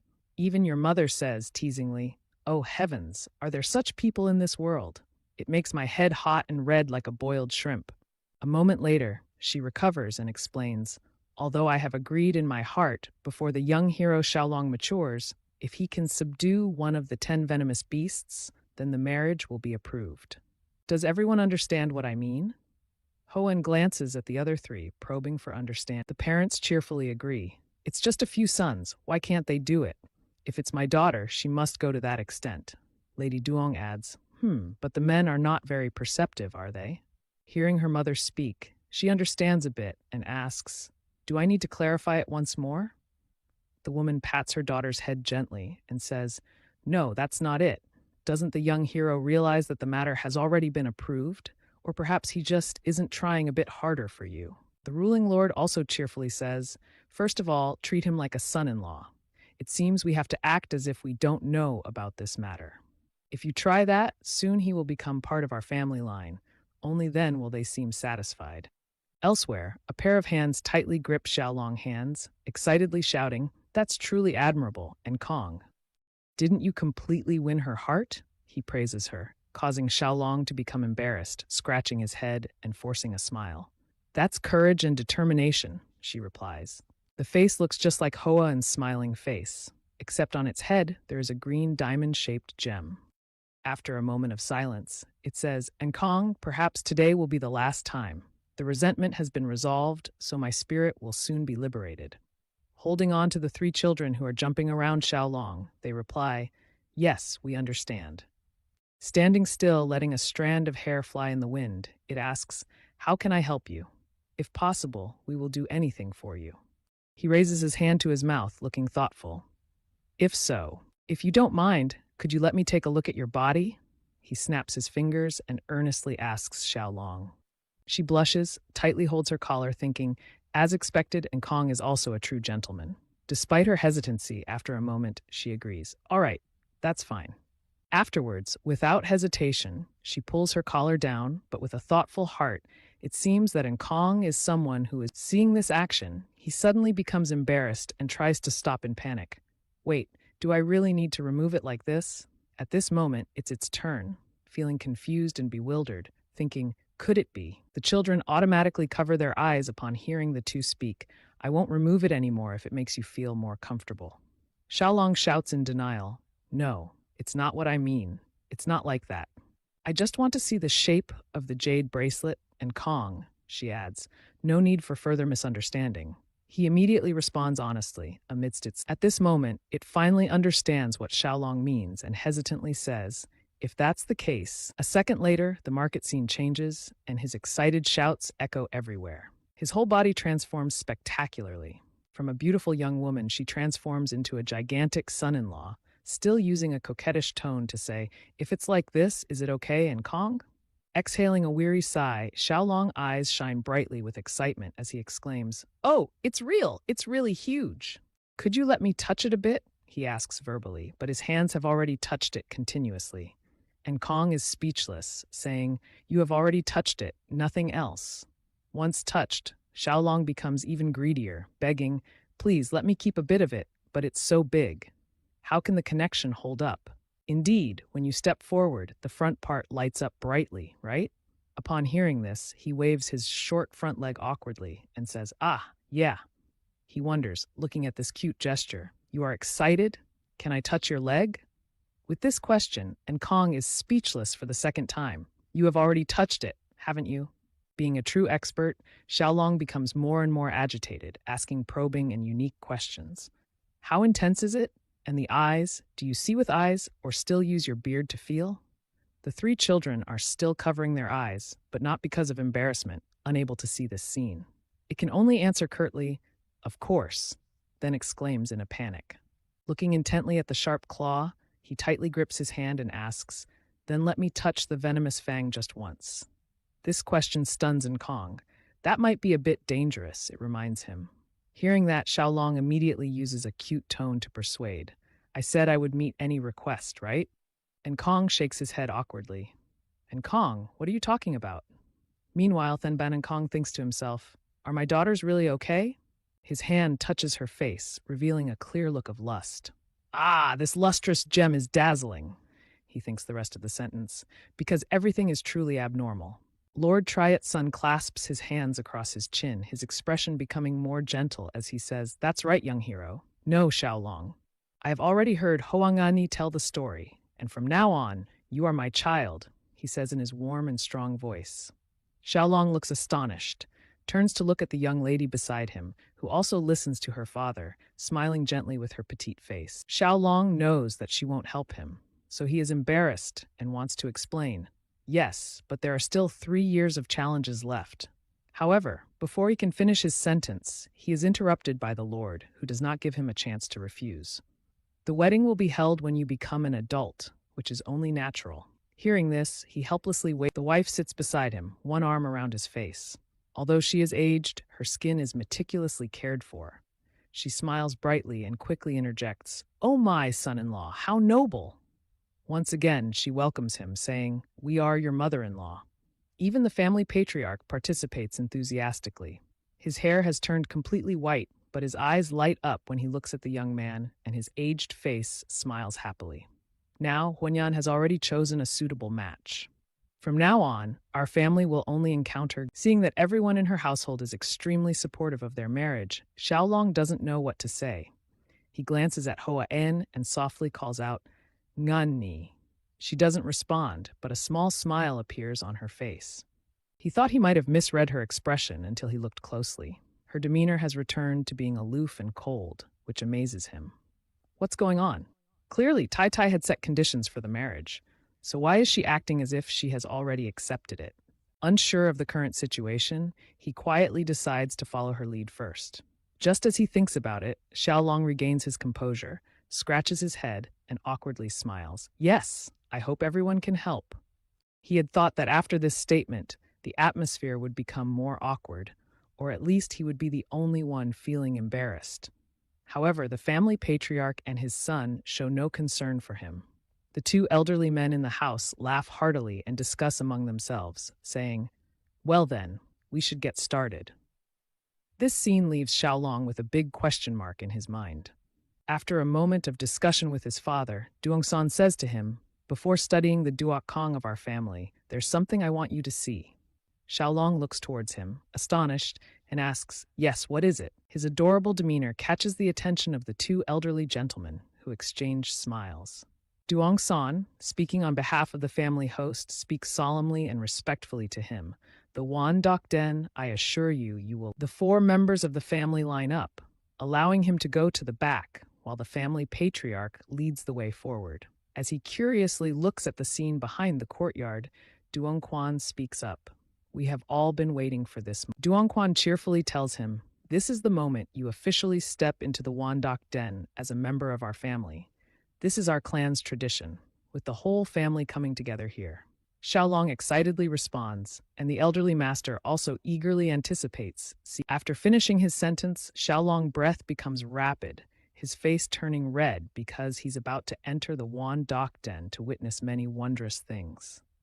Xiaolong thinks that the Wandok Den must be a place that stores all. In front of him stands a beautiful young woman confidently showcasing herself in the morning sunlight. He is dumbfounded, his cheeks reddening uncontrollably. He thinks to himself, indeed, a beauty like her is as lovely as a painting. Hoan's parents, who have been observing his reactions since earlier, exchange amused smiles as they see their future son-in-law admiring their daughter so intensely. Hoan speaks up to remind him. Xiaolong must look in Duong's direction. Embarrassed, he quickly responds awkwardly, "Yes, father." After speaking, she pulls Xiaolong to take a tour of the Wandok Den and adds that she will show him the strongest poisons of the family sect, starting with Tiu Hong Kim. Hoan continues, looking increasingly embarrassed. "This is the Tan Kong poison, a type of poison that martial artists must be particularly careful with." Hoan's face suddenly becomes serious as she tells everyone, "All of these are powerful poisons." She hands Xiaolong a small pea, saying, "Hold this." Xiaolong, still bewildered, asks Hoan, "What is this?" Seeing the tiny pea in his hand, he thinks it looks like a fen bean. Hoan explains, "Despite the poison of the 10 great poisonous creatures, this is the strongest poison currently." She adds, "This herb symbolizes our sect, the Hat Thou Dao." Xiaolong initially looks puzzled, wondering to himself, "Hat Thou Dao?" After receiving the order, the lone person there shouts loudly to a lock and a row to open the door. The three of them immediately respond, folding their hands and signaling that it's clear. As for Xiao, after receiving the order, the lone person there loudly shouts to a lock and a row to open the door. As the two doors are fully opened, a lock and a row appear exhausted, each sitting on one side, panting heavily and drenched in sweat as if they've lost all their strength. The man guarding the door sees that everything is done and turns around, signaling everyone to come in. Duongsan quickly gestures for Xiaolong to enter, saying, "Let's go in." As he steps inside, he says, "This is the iron gate made from the sturdy cane of a male man. Opening this gate is a great honor." Xiaolong is surprised and responds, "Oh, really? Why is that?" Duongsan also quickly gestures to Tiolong, telling him, "Let's go in." As they stepped inside, he said, "This is the iron gate made from the sturdy stalks of Nam Man. Opening this gate is also a great honor." Tiolong replied in surprise, "Oh, really? Why is that?" Once everyone was inside, Duongsun cheerfully said, "We've arrived."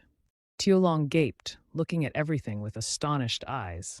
Besides, Duongsan added, "This is the treasure house containing all kinds of poisons and medicines of the Duong family, Tu Suyen." Duongquan introduced to his son-in-law once again, "This is the Wandok Duong of the Wandok Den.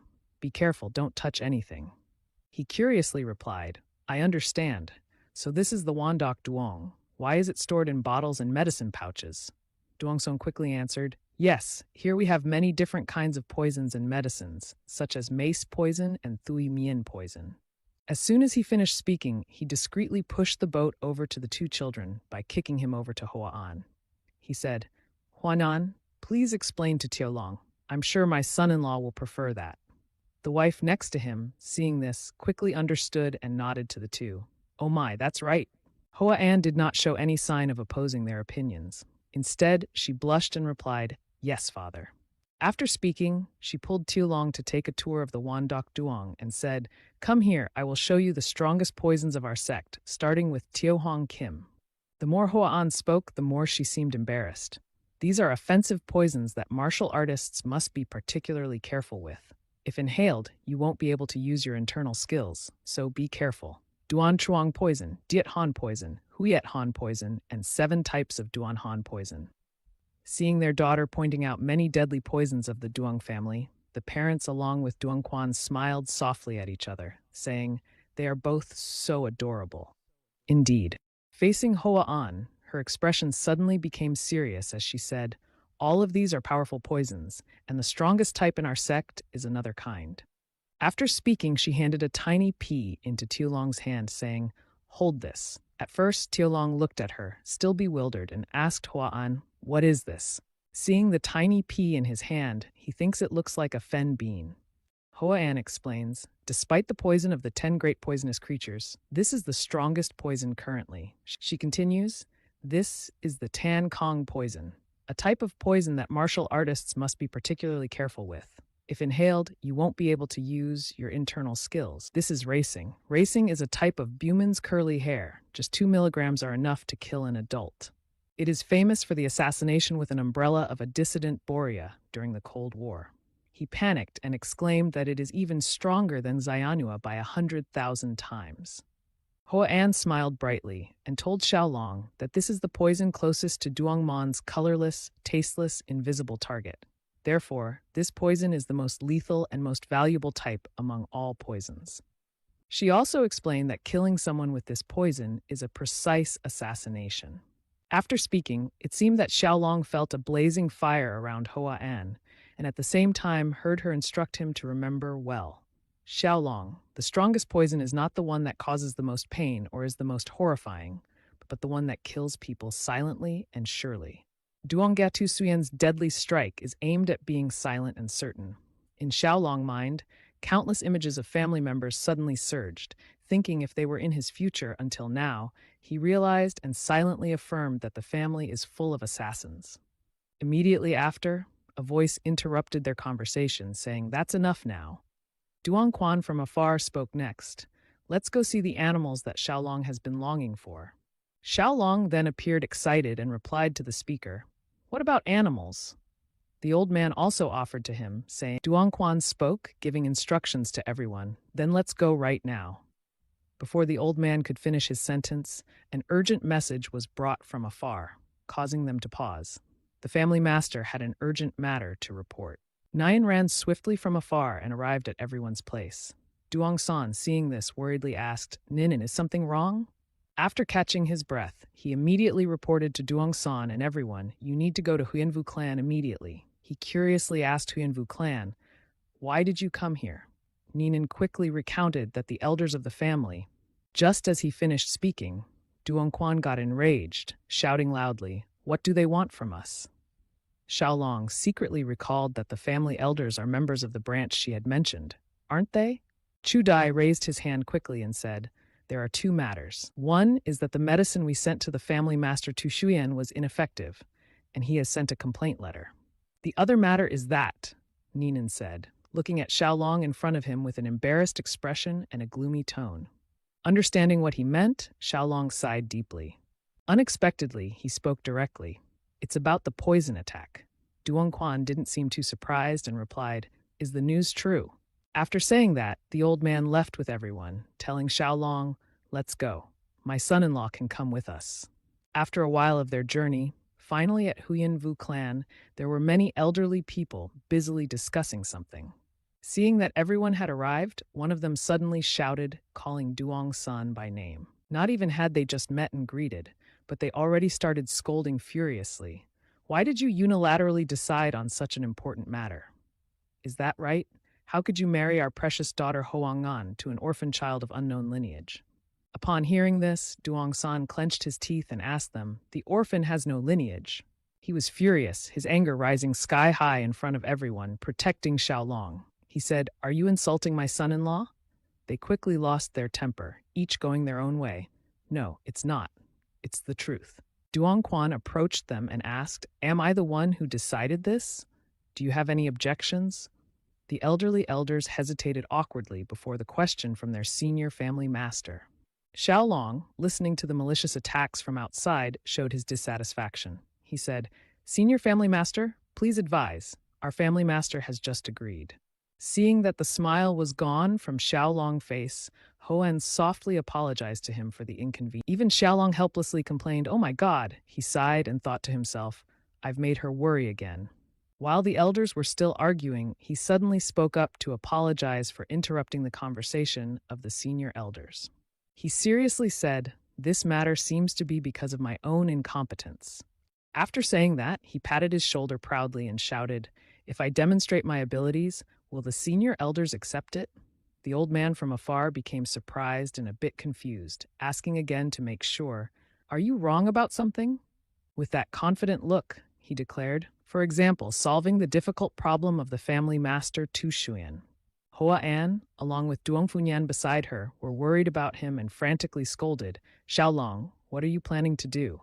Although I'm not someone who likes to save face, if anyone dares to disrupt the peaceful life next to my pets, then I will not let it go." In the big courtyard, everyone was in chaos because Xiaolong dared to challenge the senior elders were very angry. "You dare to." An eldest son with long white hair had to loudly scold the elders, saying, "A kid like you dares to interfere? Others are also joining in criticizing you. Yes, moreover, do you know the content of Family Master Tushian's letter before speaking?" Wen Yi, along with Duong Funyan, were also watching this argument. The family master said, "Look, he has no roots to interfere in our affairs, so we have appointed a young man from a prestigious family to be a son-in-law." Listening to their ramblings, he dejectedly thought to himself, "These old men, I can't take it anymore. I'm really angry." Just remember the live stream where you were wrapped in a cobra was receiving a lot of feedback. You have over 1,000 subscribers and an average of more than. With your status as Xiaolong, you have every reason to respond to the village elders. I've heard that the elders haven't officially recognized you as a son-in-law of the Duan family, so technically you are still a guest. Naturally, with such a large fan base, being attacked without reason, Xiaolong continuously explained, causing Duanshan beside him to also be impressed. Moreover, you not only helped Huang Anni, the Duan family's treasure, but also saved the family's master by eliminating the blood beast. Lasat Xiaolong clasped his hands to show sincerity, then continued. "How dare the elders insult a benefactor and esteemed guest right in front of us? Is this not the protocol and etiquette of the Duan family? Being a streamer and being attacked by many people is so commonplace that it's almost endearing." With full experience, Xiaolong swiftly turned the situation around. The elders who were previously angry were now scratching their heads and saying, "That's not the case. We were just a bit hasty, so we misspoke." You are extremely satisfied, smiling contemptuously, thinking it's you. There are still some concerns, such as whether La Sat Thak Van Duong is a blood beast. Anyway, eliminating him is also unreasonable. Duanshan brought evidence to protect you. Xiaolong is not lying. "Look at this," he said, causing the elder beside him to gape. "A girl, what is this?" As he opened the book, they were shocked and muttered, "The Blood Beast Poison Cauldron Manual is written in blood, indeed from the blood sect." Duanshan told his son-in-law, Xiaolong, "Let us see Ngo Kong." You obediently responded, "Yes, sir." The accompanist and others nearby wondered, "Ngo Kong, you called out your treasures." Yes, they spread around your hands, making everyone curious to watch the little darlings. Everyone witnessed something protruding from your sleeves. Cute little creatures began to appear and make noises to prove their existence. The people around were stunned and asked, "Huh? Golden centipede?" Duanshan spoke up. "It's Thanbang's child, Ngo Kong. My son-in-law is raising it. If I say they killed Thak Van Duong, do you believe it?" The elders were flustered because they couldn't believe their ears. "Ah, Thanba, This young man can control Thanbango Kong? He continued with a very satisfied look. If I can't acknowledge this son-in-law, what should I call him? Xiaolong beside me is also laughing happily, and even told these creatures, little darlings, don't bite people, or else you'll end up dead like Thak Van Duong. The elders were so astonished they were speechless. Now they turned around. We never said we didn't acknowledge him. It's just that there are procedures to follow, and because you skipped them, the master is angry. Duanjun sighed and said, fine, we can overlook the son-in-law issue, but why not agree on the Van Doc Dien? The elders argued back. He is not officially part of the clan yet, and how can we entrust such an important Van Doc Dien to a minor? Upon hearing this, the old man began to hesitate. Indeed, how can we entrust such an important Van Doc Dien? Then it's simple. Duanjun proposed a solution. Can you prove your abilities? Xiaolong responded, of course. He confidently affirmed, to prove that I deserve the Duan family, the family will handle it their way. And that way is by using poisons. Upon hearing this, everyone grabbed their heads in fear. A girl, what? People started fidgeting. You want to use poison to subdue Chu Tu Shuyen? We're talking about sending medicine, not killing people. Even Duanjun and Duanshan looked at you with puzzled expressions, but you didn't understand anything. You blankly asked again, Master, what do you think? Naturally, he whispered to himself, the Duan family doesn't use poisons, right? The next day, Xiaolong arrived and Duanjun was training. The old man told you, all right, if you want to take on the challenge, go ahead. But starting today, you will begin learning the Duan family's 5 poison techniques. Upon hearing this, but thinking about having to train, you wondered, is it still just physical training? The old man replied, your body will adapt to the martial arts as you train. Duanjun taught the class. Our sect focuses on practicality, so you will learn things that can be immediately applied in actual combat. He then handed you the family's formidable weapons. Duanjun introduced them one by one, hidden weapons, spike coins, thrown weapons, swords, and dao, a type of saber. Although there are many other types of hidden weapons, these 5 are the main ones. He asked, do you know which hidden weapon is the easiest to use? You hesitated and replied, probably the gam or fi dao. Duanjun acknowledged, correct. So which one is the hardest to use? Xiaolong looked at the small spikes and answered, probably the XA, because you have to sprinkle the powder. This is not entirely correct. The hardest to use is the tram. You admired, why tram? Because it is small and slender, making it hard to throw. He provided a reason. You have to remember the exact position where you threw it. So he demonstrated while explaining. Xiaolong was astonished when Duanjun pulled out a feathered pen. Duanjun skillfully disassembled the pen. In an instant, the feathered pen disappeared, and pieces scattered across the sky. Xiaolong watched in amazement. Each strand, light as a feather, turned pure white. Unexpectedly, they transformed into sharp pieces, ready to attack the ground. Duanjun crossed his arms calmly, while Xiaolong fearfully hunched his shoulders. Seeing this phenomenon, you feared, thinking, the bird feathers are piercing my flesh like needles. Your wide eyes watched the feathers dance in sharp motions. Duanjun explained, there is a type of hidden weapon in our sect called Man Thien Hoa Vu. It's a technique of our sect that covers the entire area with hundreds of thousands of needles. At this point, you interrupted, so we have to fight the enemy while surrounded by needles. What if someone asks, if there are needles everywhere, where can we stand? He replied, therefore you must remember the positions carefully to avoid harming yourself. Xiaolong silently thought, heaven and earth, oh my. You wondered, so even if the positions of the needles are pushed away or fall down by the opponent, you have to remember all of them? He nodded. Of course. He added, if it's 5 poisons, you must remember at least 100 positions. Huang Ni already remembers 1,000 positions when she was a prodigy. Xiaolong smirked. Scene transition. The peaceful sky atop the mountain, the clear blue filled with energy. Yet, Xiaolong was exhausted, lying face down on the ground. Huang Ni approached to check on Xiaolong. Is this okay? You greeted Huang Ni. Miss. You continued. I heard you were planning to capture Hung Fong, so I prepared. If you don't need it, then... You immediately clarified. No problem, I was planning to wait. But if I have this, I can capture you myself. Huang Ni was surprised. Wait, so you're planning to wait for Hung Fong? Xiaolong nodded awkwardly. You'll understand when the time comes. Huang Ni was innocent. Really? Xiaolong initiated a conversation. "Do you know where Hung Fong's clan is located?" She replied, "I have found a clan, and it's nearby. We can go there immediately." She hesitated. "But you've read the letter from Chu Tishuyan, right?" You replied, "Yes, of course." After hearing this, she asked again, "Xiaolong is still young, so I'm a bit worried if you fully understand the content of the letter." You softly responded, "Ah." You continued, "Of course, miss. That letter is very important for the male vitality." Upon hearing this, she awkwardly advised you to stop. "Enough already."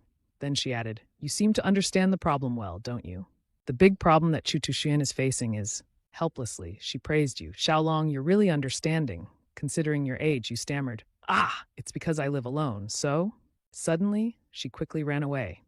"Let's go quickly." Xiaolong had to chase after her. "Miss Huang Ni." Two people enter a deep forest where the trees are dense and wildflowers bloom along the path. Xiaolong is attracted by a small animal climbing the yerba flower and has to grab its neck to stop it. The two stop at a spot. Hyangganchi tells him, "We've arrived." Xiaolong replies, "Ah, we're here." Looking at that cave, they are definitely here. While putting on protective gear, Hyangganchi asks Xiaolong, "But Xiaolong, what is the purpose of finding the hornet's nest?" You explain to your fiancé, "Although we are going to find the Hung Fong, we will not capture them." She is surprised. "Really?" The two carefully search through each crevice and you carefully look into the cave while telling her, "The poisonous insects we need are usually found in small hornet nests." Hyangganchi wonders, "Poisonous insects live in hornet nests, don't they?" "Yes." As soon as he spots something, Xiaolong happily says to her, "Lucky us, it seems we've found the hornet's nest." With a swift hand, he uses chopsticks to grab the small prey and exclaims, "Caught you, you little brat!" Hyangganchi's eyes widen in astonishment. She asks Xiaolong, "Could it be that you came here not to capture the Hung Fong, but to capture this insect?" He excitedly exclaims, "This creature will solve the problem of the clan's leader, Tushuyan." Hyanggan observes the creature in Xiaolong's hand and says with some uncertainty, "Xiaolong, this insect is a diadem." Hearing her speculate, he raises the trembling creature in his hand before her and smiles. "Yes, that's correct." Inside, he is surprised, thinking, "They call it diadem here?" He brings it closer for her to examine it more carefully. The creature now looks extremely pitiful, with tear-filled eyes and trembling all over. He begins to explain. "This insect is found in the Hung Fong's nest in Central Plains. It's called diadem in Korea, known as the leaf-biting bee, and it belongs to the Meloide family." Hyanggan, upon hearing him say that, is surprised.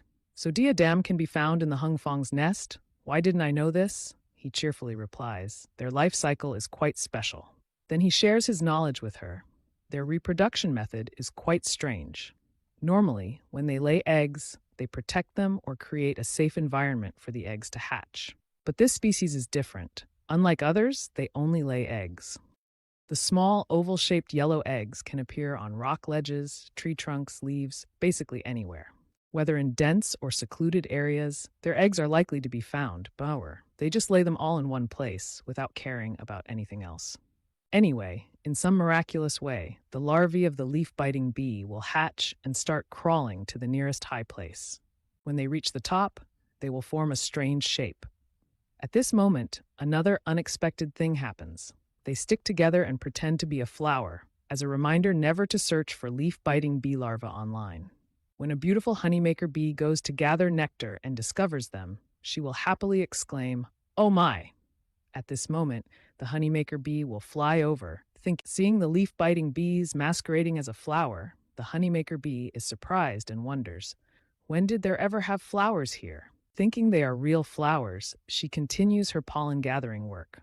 Their appearance becomes menacing when she realizes what she will do next. Her hand reaches out. When they approach her hand maliciously, reaching towards the honeymaker bee, they quickly cling all over her. And so the game ends. The honeymaker, he points his finger towards the diadem in his hand and says, "I don't know why they choose the honeymaker bee, but I heard it's the best environment for diadem larvae to develop." Hyanggan hesitantly says, "Is that so?" She slightly bows down, heartbroken, saying, "Poor, adorable honeymaker bees." Xiaolong smiles, comforting her. "It's the law of nature. There's no other way." She reaches up to touch her head as if remembering something, saying, "But isn't this poison type that causes burns? I know that eating a lot will kill you." He laughs and confirms, yes, it can cause burns. He describes the wounds with red marks on the skin, explaining, the orange liquid secreted from the leaf-biting bee's body contains a poison called kenterion. If this substance comes into contact with the skin, it will cause blisters similar to burns. She looks at the pitiful diadem in front of her, her face turning pale with a hint of redness.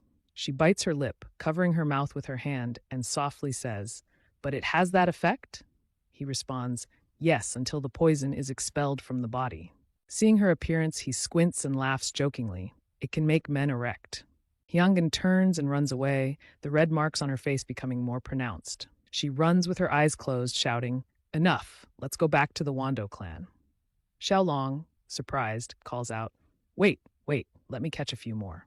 A while later, the diadem, the leaf-biting bees, have been captured.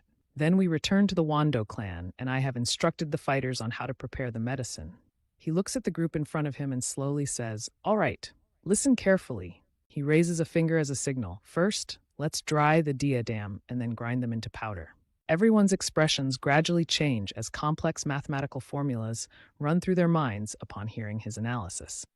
If you consume 3 parts, equivalent to 11.75 milligrams of poison, it would certainly be life-threatening, and for each kilogram of body weight, 3.75 milligrams. If you consume 3/10 parts, equivalent to 1.25 milligrams of poison, then half of the people who... He looks at everyone and concludes, "Therefore, let's prepare the medicine with a dosage of 1/10 part, which is 0.375 milligrams, equivalent to about 10 drops of water, that is 0.351 millimolars." After finishing, he asks everyone, "Do you all understand?" Everyone looks stunned, and there is a moment of silence. But in their minds, they think, he wants to blow our brains out. A man standing at the front removes his face-covering scarf and slowly speaks up. "Your detailed mathematical language today was truly excellent." He emphasizes each word. "We will definitely succeed." Upon hearing this, his expression relaxes and he smiles happily. "Yes, haha, I rely on all of you." That night was a full moon night. In a brightly lit room, a sound echoed. Unexpectedly, diadem has this effect. After hearing his granddaughter recount the process of capturing the diadem and the story in the medicine preparation room, her grandfather says, "It seems we should also review the poisons and medicines that the clan currently possesses." Hyungan obediently responds, "Yes." He raises his hand to his mouth, coughing softly, then continues to ask, "Are you also good at math?"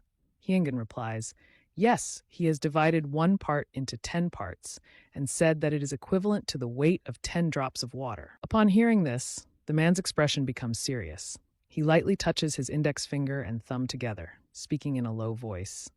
Recalling the still immature appearance of that boy, the ends of his eyebrows gradually return to normal as he speaks in a deep voice. "I thought I knew a lot about poisons and medicines, but he is beyond my imagination. The more I learn about him, the more I realize he is a treasure of our clan." Suddenly, he turns to look at his granddaughter with a questioning tone. "So you like him more than before?" Hyungan shyly speaks up. "Grandfather?" Her face flushes slightly, and her eyes don't dare to look directly at her grandfather.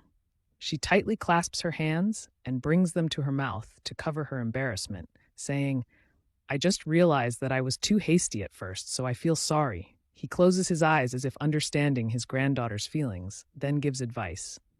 "It's okay, just behave well." Suddenly he asks, "But how do we test the effectiveness of the medicine?" She hears this and is shocked, widening her eyes. It's about recalling that incident." She puts her hand over her now flushed face, feeling as if both her face and hands are hot. In an embarrassed voice, she says, "The elders are too arrogant." Remembering Xiaolong's malicious demeanor when saying that line, implying that the clan will punish them, she tells her grandfather about that statement. After hearing it, he is also astonished and asks, "What?" In an instant, he lifts his head and bursts into laughter. "Ah ha ha! Indeed, he is an interesting guy." Hyungan stands beside him, saying nothing, her face still flushed. The night sky is filled with clouds, creating a dark and silent scene. The forest under that sky seems to be sinking into a deep and mysterious night. Another night passes under the blue sky. The white clouds drift lazily with the wind. In the morning light, the forest awakens like a vivid painting. At this moment, everyone is gathered in a large room, looking at the fighter standing before them. The elders focus their gaze intently on the person in front of them. Some place a hand on their cheek, others clasp their hands in front of their chest. The fighter places a hexagonal wooden box in front of Xiaolong and then speaks up. Xiaolong, here's your medicine. He looks at the box in front of him and says, "Oh, this is." The fighter clasps his hands in front of his chest and explains, "Yes, we have mixed licorice powder and honey to create a sweet taste to make it easier for you to drink." Hearing this, he thinks to himself, very detailed. He opens the box and sees the shiny black medicine pills lying on a red velvet cloth inside, then asks, "Have you prepared it exactly as I instructed?" The other person carefully responds, "Of course, sir. We have strictly adhered to the dosage you prescribed." The old leader outside heard that and became agitated. A person laughed coldly. "Humph, you're overreacting." The person beside him folded his arms in front of his chest, agreeing, "Yes." The man sitting in the main seat closed his eyes, and his authoritative voice echoed. He looked towards Xiaolong and then spoke. "All right, the medicine has been prepared. How will you prove its effectiveness?" Xiaolong heard this and replied.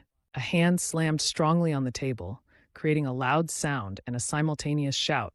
"Of course we have to." The portly old leader was the one who had slammed his hand on the table. He stood up and yelled, "How can we send an untested poison to the clan leader Tu Shuyan?" The person sitting beside him also chimed in. "Yes, if there." Xiaolong looked towards the warrior and spoke. Then there's no other way." The other warrior nodded and answered, "Yes," while putting his hand into his jacket pocket. The old leader saw that posture and looked up. Observing, the warrior walked beside the old leader and placed a hexagonal box of medicine on the table, similar to Xiaolong's box, in front of the portly old. He then took out a pill, examined it with disdain. "You want us to try the medicine? Who knows what's inside it?" The person beside him, Yin-Yang Guaiqi, reminded, "This kid is not only a foreigner but also has a dark heart." Xiaolong saw their expressions and smiled maliciously. Grandfather Manhwa was watching a comedy play when he was interrupted by a shout. "Grandfather!" You're sitting there with your two hands tightly clasped under your chin, smoke rising from behind your back, she said with a slightly sinister tone. "Didn't you tell me that those who have cultivated the skills of our sect are not afraid of any poison? Is that not the case?" You clap your hands together, looking still childlike, acting provocative. But seeing their scared faces, the one called grandfather raises his hand, showing agreement. Seems like what the brother-in-law said is true." Feeling everything was following the script, seeing everyone's grim faces, the girl said in a loud voice, "All of you are clan elders who have reached the peak of immunity. You've added more? Could it be that you're afraid?" Sure enough, the old leader crushed the pill with a smile full of confidence. The group laughed with delight as they saw everyone take the pill in turn. One spoke disdainfully, "Who fears such low-grade poison?" Another person responded, "Yes, you've misjudged us." One elder, having taken the pill, threatened, "If this medicine doesn't work, you'll see that we'll reestablish discipline in the clan." After speaking, he kept his mouth closed, chewed the pill thoroughly. The atmosphere became quiet as everyone awaited the transformation. After a long while with no change, a man laughed coldly. He pointed at Xiaolong and shouted, "See, nothing happened." Before he could finish speaking, he was struck down as his disciple suddenly raised his head. The group of elders bowed their heads in a grave manner. The atmosphere was both quiet and a bit eerie. That day, the clan's discipline was under the glaring sunlight. A voice rang out, "Please send the medicine to clan leader Tishuyan. It is very effective." Shortly after, the elders left with very strange demeanors. Each hurriedly walked with their hands tightly holding their sleeves in front of. Seeing the reddened faces of those leaving, Xiaolong said, "As grandfather said, as long as you provoke them about the poison, they will fall into the trap immediately." He also laughed and replied, Grandfather Manhwa laughed again, reminding, "But don't hate them. They do it for the clan." Xiaolong heard this and asked. He closed his eyes serenely. "After all, they are from the same family." Xiaolong obediently replied, "I understand." She was running and worried, saying, "Little Xiaolong, something big has happened." Seeing her like that, he immediately asked, "What's the matter, miss?" She bowed her head and sighed, opening her mouth. She slowly stood up, adjusted her breathing, and said, "Our pet has a problem." Hearing this, he was surprised and spoke up. Suddenly, a hand grabbed his collar tightly, lifting him up with a sound close to his brother. His face was full of anger, eyes blazing, asking, "What do you mean, our what?" His hand clutching his jacket, his veins bulging, he angrily looked at Xiaolong. "Do you two have children?" It seems I haven't taught you well enough. Huang An stood beside, shocked. She shook her head, both angry and embarrassed, saying, "Not children, but foolish gong." Xiaolong was nurturing them, and now it was his turn. Huang An was... He opened his mouth wide, but remained silent for a while. Grandfather let go of his collar. He walked in front of Huang An, looking worried, and asked again, "You mean Ngokong?" She hurriedly explained, "Recently, I saw Huin practicing more, so I asked my aunt to take care of the little Ngokong." Hearing this, he thought to himself, our beloved kids must be in trouble. In a confused panic, his gaze shifted to her chest. He said, "Let me see." In the ear of Grandfather Ngan, the irritated voice of his niece echoed, "Ah, Xiaolong isn't." After a while, the two saw the Enjo Kong lying obediently on the ground. Ignoring the reddened hand marks on his face, he whispered, "She said they suddenly moved." Huang An tightly clenched her hand and said, "They have been fine since morning. I hope they aren't hurt." He looked at the adorable Enjo Kong lying on the ground and commented, "Their colors are also clear," and his eyes suddenly lit up, thinking to himself, "It's here." He laughed and spoke to the person beside him. Miss Ngan seems not to. Seeing the Engo Kong slowly moving, he gradually explained, "They are just shedding their skins, like snakes when they grow. They molt. Maybe it's time." Grandfather Hoengan was surprised. "Molting?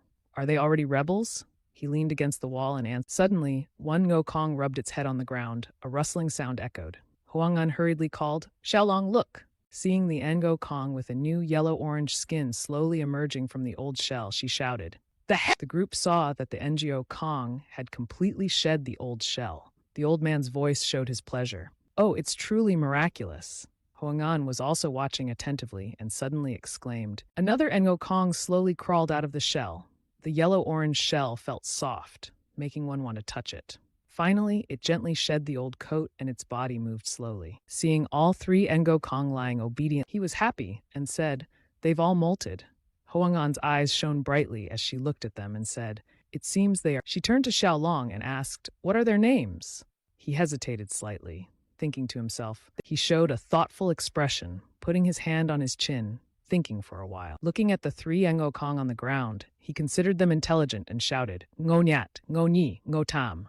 Huang An heard these funny names and shook her head, continuous thinking about the day these small, adorable Ngo Kong might fly in the sky over high mountains. She turned to him and explained, "If Ngo Kong lives 1,000 years, they will transform into dragons. We need more majestic names suitable for dragons."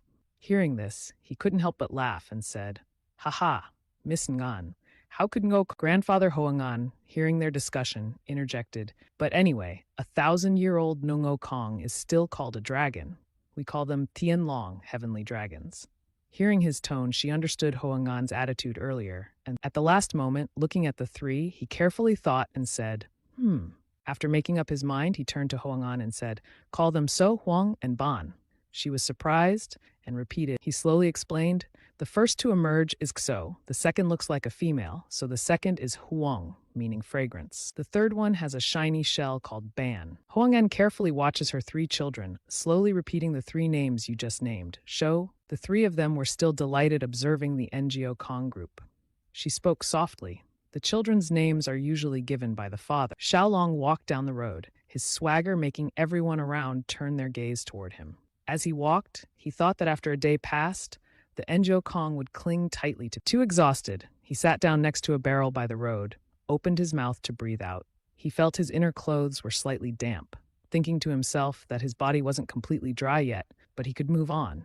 He sighed, his skin still. Suddenly, from inside his clothes, the group of them crawled out, their heads touching his cheek, happily croaking, "Frog, frog, frog." He blinked, smiled, and joked with them, thinking to himself that they have gained a lot. The biggest change, he lay stretched out on the barrel, looked up at the sky. A red mark appeared on his cheek due to friction. The Ngo Kong beside him cried out in consolation, implying an apology for being heavy. Hearing that, the one beside also croaked, "Frog, frog, frog." He sighed, reminiscing that originally they were only as thick. He was happy to see them grow, feeling them move alongside him, thinking to himself that the little Ngo Kong probably also felt his chest tight, and now just clinging to his arms, and suddenly a loud laughter echoed in his ear. "Ha, look, what did I say?" He sat up and looked to see two men, one tall, one short, walking down the road. The short man had a mole on his face and was holding a small red bag. He was laughing with the one beside him. "Certainly the Suyen Road is ours. Take your time." The one on the right agreed. All right. He rubbed his head where Ngo Kong was clinging to him. The loud laughter continued. Making money is so easy! Ha ha ha! He glanced confusedly, wondering what. Looking up at the sky, today was indeed a beautiful day. Each white cloud drifted gently across the clear sky above Sichuan Road. The scenery was still the same. The atmosphere was. The host raised his hand to his mouth, speaking in a satisfied tone.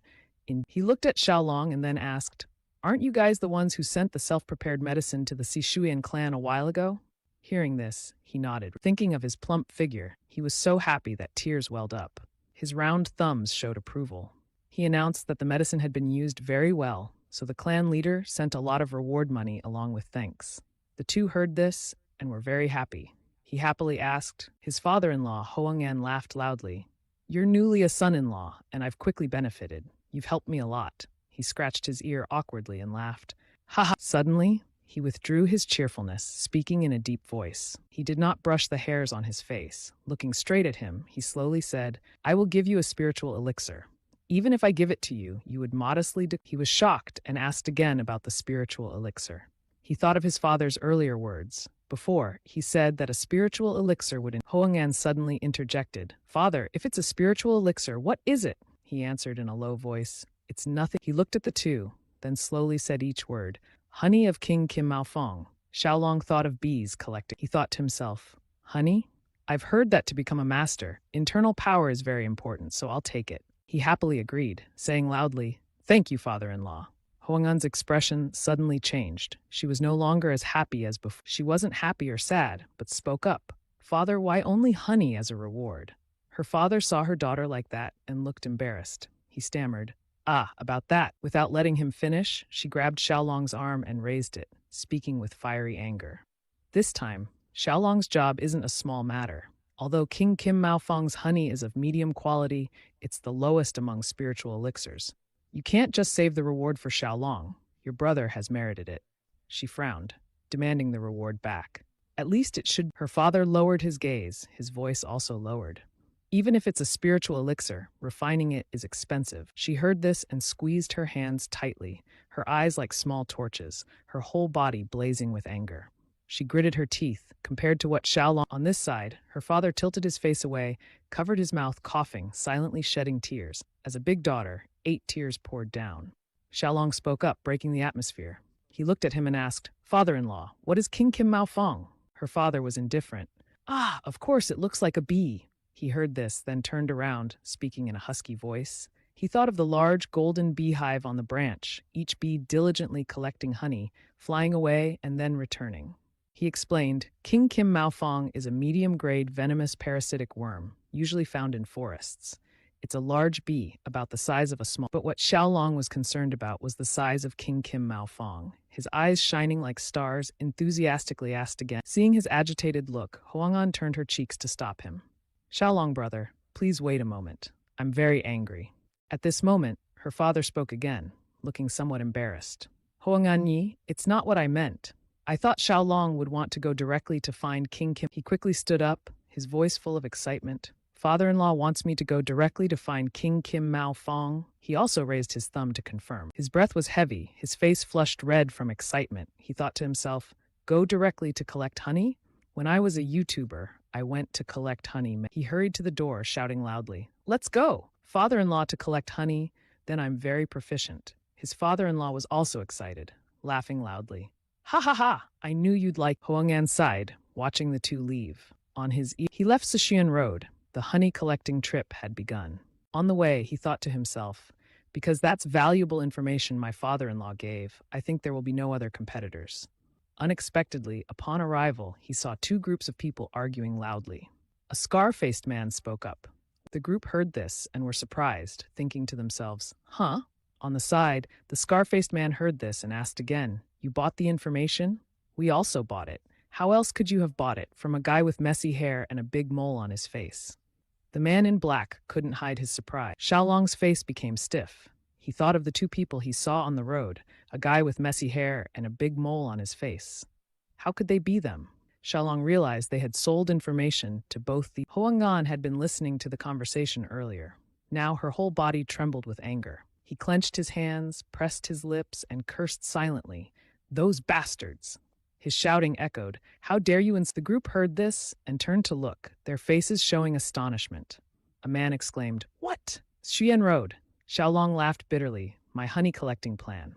Xiaolong recalled that before starting the trip, his father-in-law Huang'an had carefully advised him, "Because this is your first time stepping into the sect, you must be extremely careful and absolutely not forget that you are a member of the sect." He glanced and signaled him to look down. Looking at the group standing properly below, he sternly said, "Please lead them. You also have to learn how to use people gradually."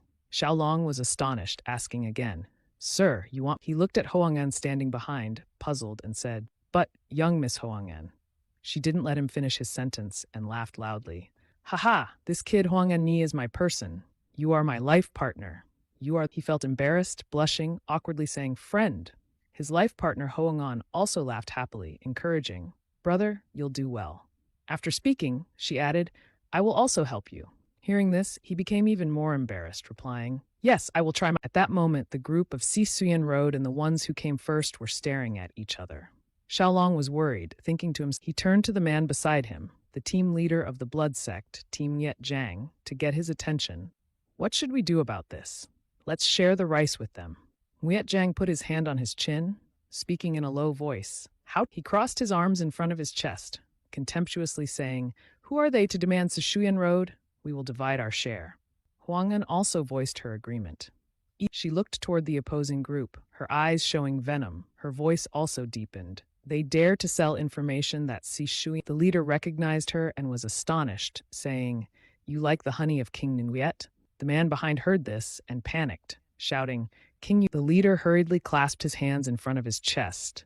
Grinding his teeth, he bowed his head and said, "Feng Van, if you don't know that this is related to Sichuan Road, we will retreat." The surrounding people saw his actions and were astonished, understanding the reason.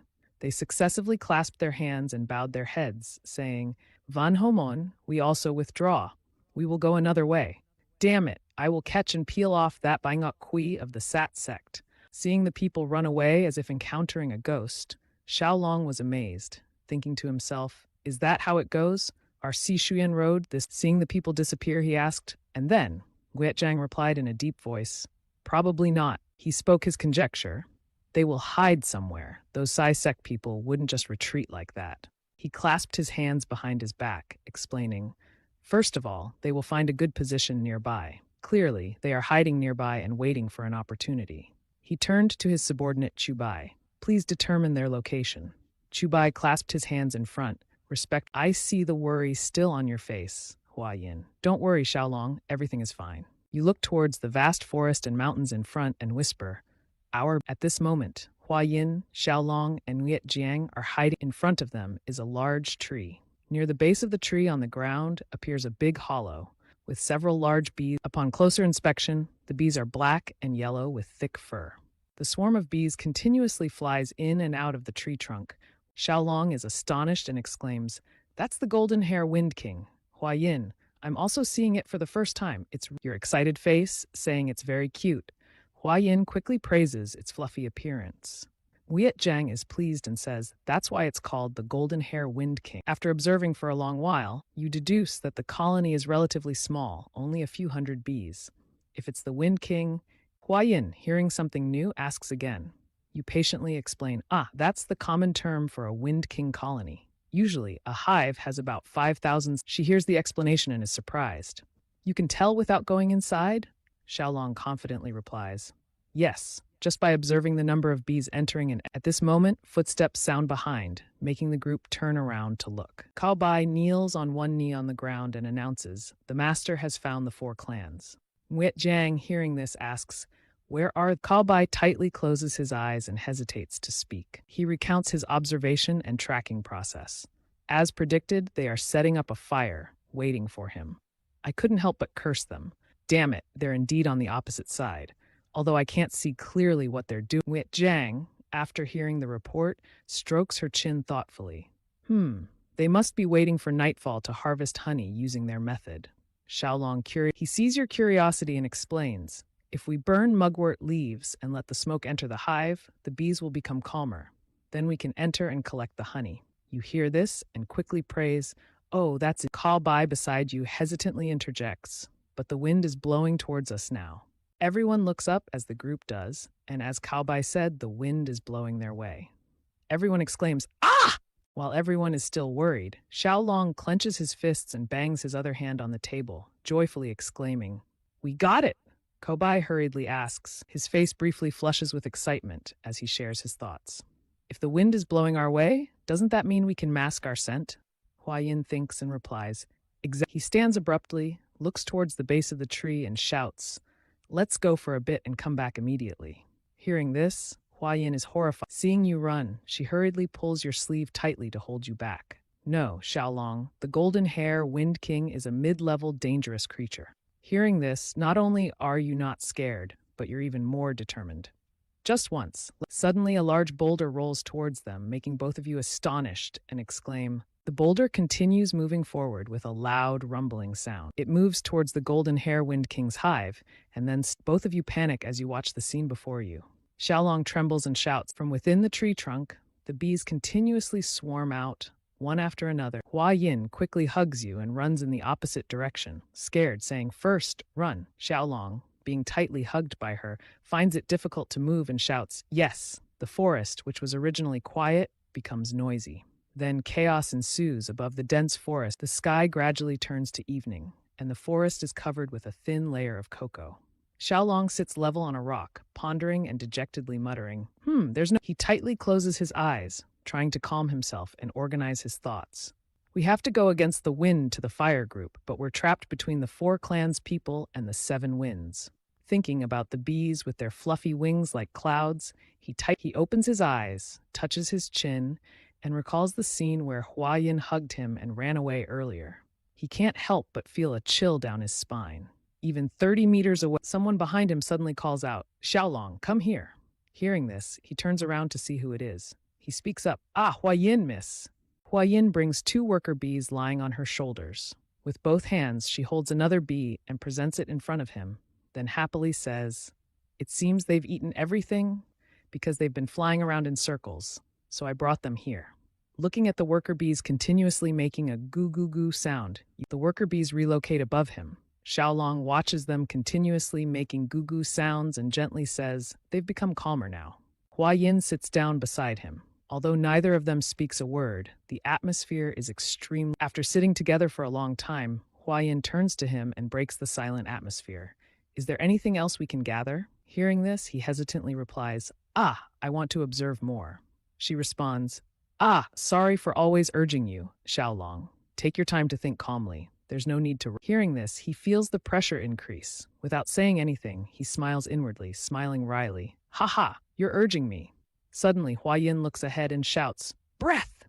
Xiaolong looks over to the other side. In the distance near the tree trunk, 2 monkeys are fighting a few bees hovering near the base of the tree. A chaotic sound echoes. She says, "Are they fighting?" Hearing this, he is astonished. One monkey raises both hands high to threaten the opponent, continuously making threatening sounds. The other doesn't show any weakness. Seeing them like that, Huayin covers her mouth and exclaims, "Oh my god, they must be really angry." Xiaolong remains. Suddenly, a fragrance wafts past his nose. Xiaolong opens his mouth and calls. He observes his surroundings and says, "There seems to be a smell." "You feel that the fragrance is coming from the golden hair Wind King's hive?" He carefully deduces. Yes." His face becomes distant as he thinks about that deduction. Could it be? He hurriedly points towards the tree trunk in astonishment and shouts, "Miss Huayin, we have to avoid it. Soon the Wind King will go crazy and come here." Huayin, although unaware of what's happening, says, "Ah, I know." She hurriedly stands up, slips her arms under his armpits, hugs him, and runs away as she did before. Xiaolong is... As the 2 jump up high and run, a loud explosion echoes below, with earth and rocks flying everywhere. Huayin holds him as they land, both sliding long. Her body stiffens, her face briefly stunned as she looks at the scene. Seeing the swarm of bees rushing out, she stammers, "Oh my god!" On the ground, the bodies of the 2 monkeys have exploded.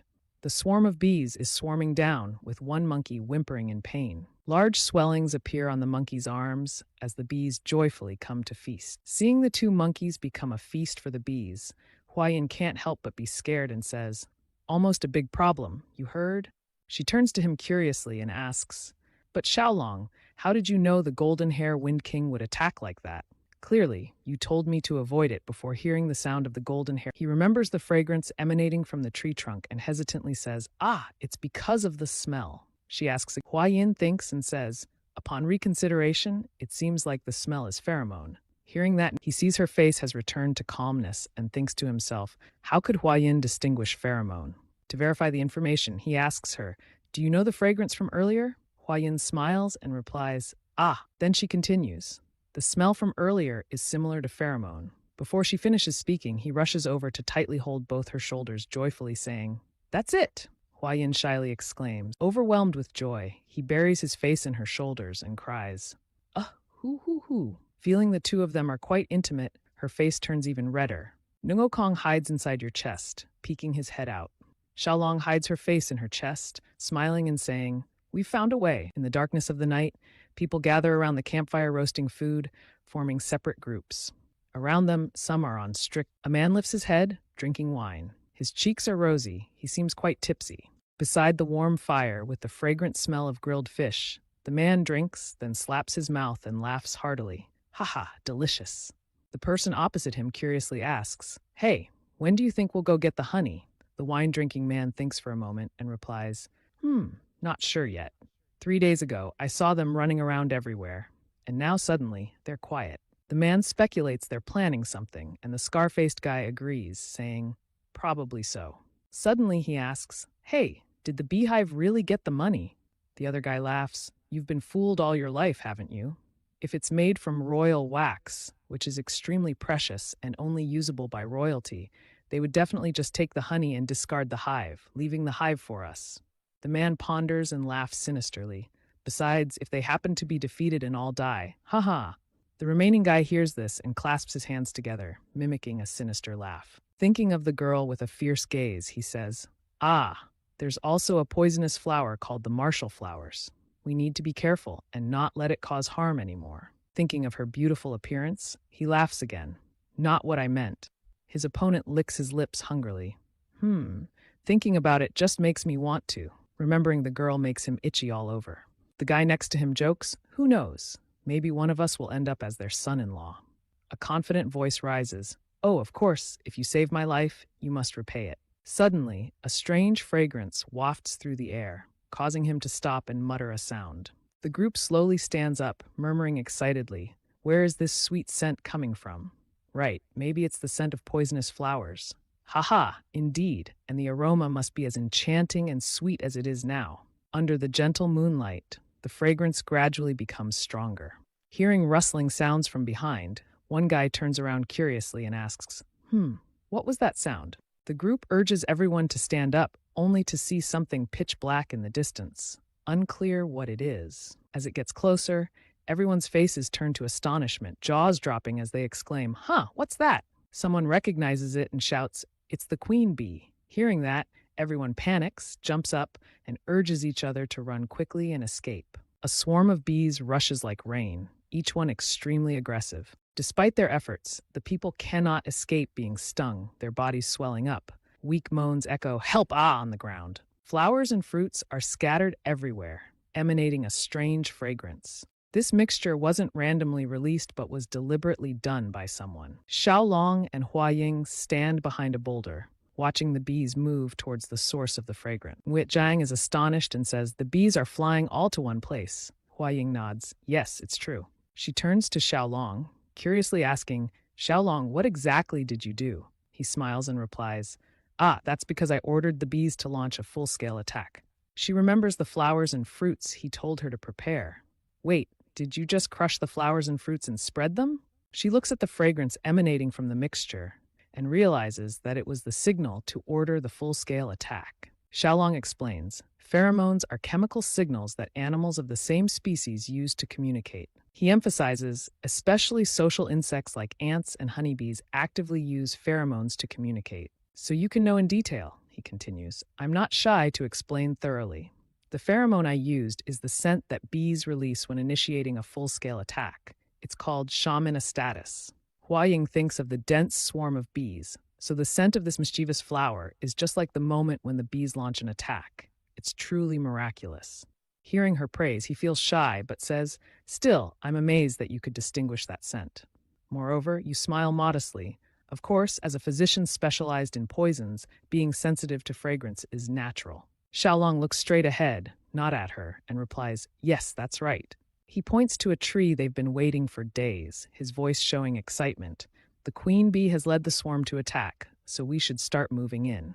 He leads the way, stepping through the dense grass, excitedly saying, "Let's go get the queen bee's honey." In his hand is an object wrapped in cloth and tightly tied. The three of them carefully proceed forward.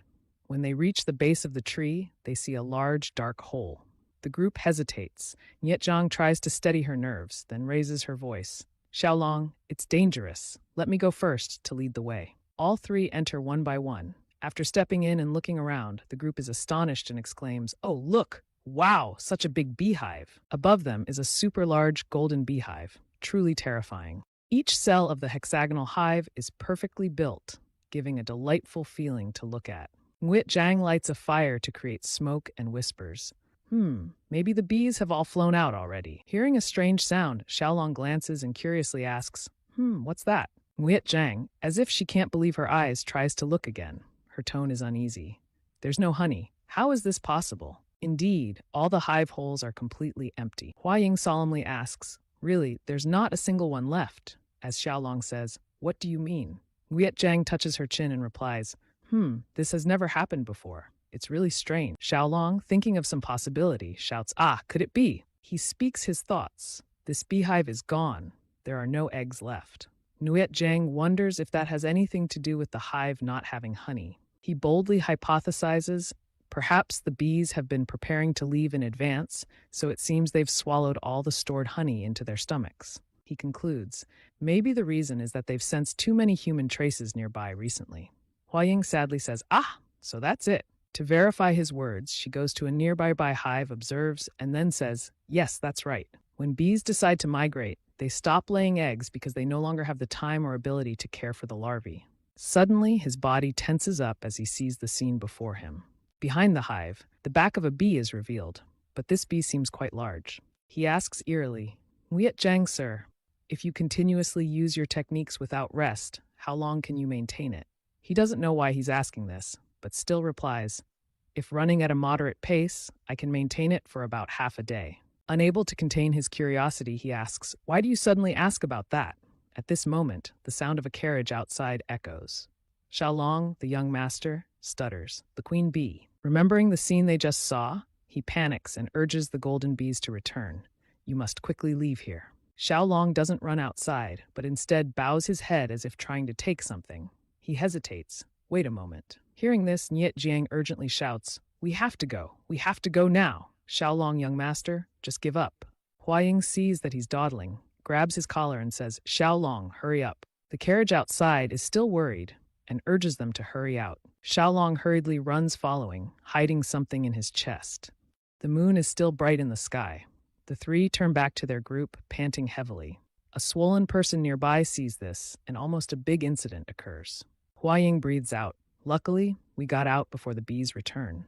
The creature in Xiaolong's chest, suffocating, also sticks his head out to breathe the fresh air. Huaying sees him holding it and is astonished, asking, "Xiaolong, what are you holding there?"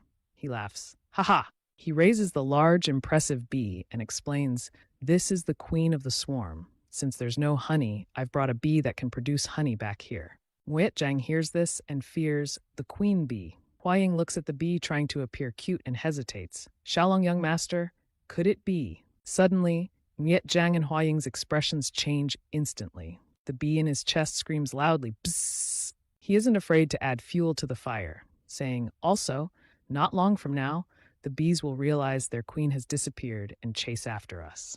Behind their backs, the swarm gathers into dense black masses across a large area. He doesn't know anything else and laughs cheerfully.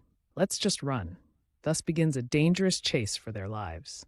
A crowd of people, panic-stricken and carrying the queen bee, flee with a swarm of bees chasing after them, producing a loud. Several days have passed since the deadly honeybee race began. Looking into the sparkling eyes of the queen bee, Xiaolong gently pats her head, calming her down. "Calm down a bit.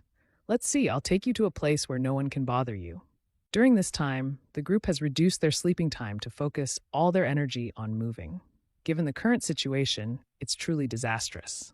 While the crowd is resting, Xiaolong points far into the distance and shouts loudly. Everyone panics and follows a helpless person who says, "Ah, I can't run anymore." On the way here, some members of the blood-red team have fallen behind completely. I'm determined this time to rely on Kung Fu to make it back properly. Suddenly, someone tumbles forward, shouting, "What? Another person has fallen behind." The people, running and worried, look back and see someone lying flat on the ground. Their teammate shouts loudly, "Xiaolong has fallen."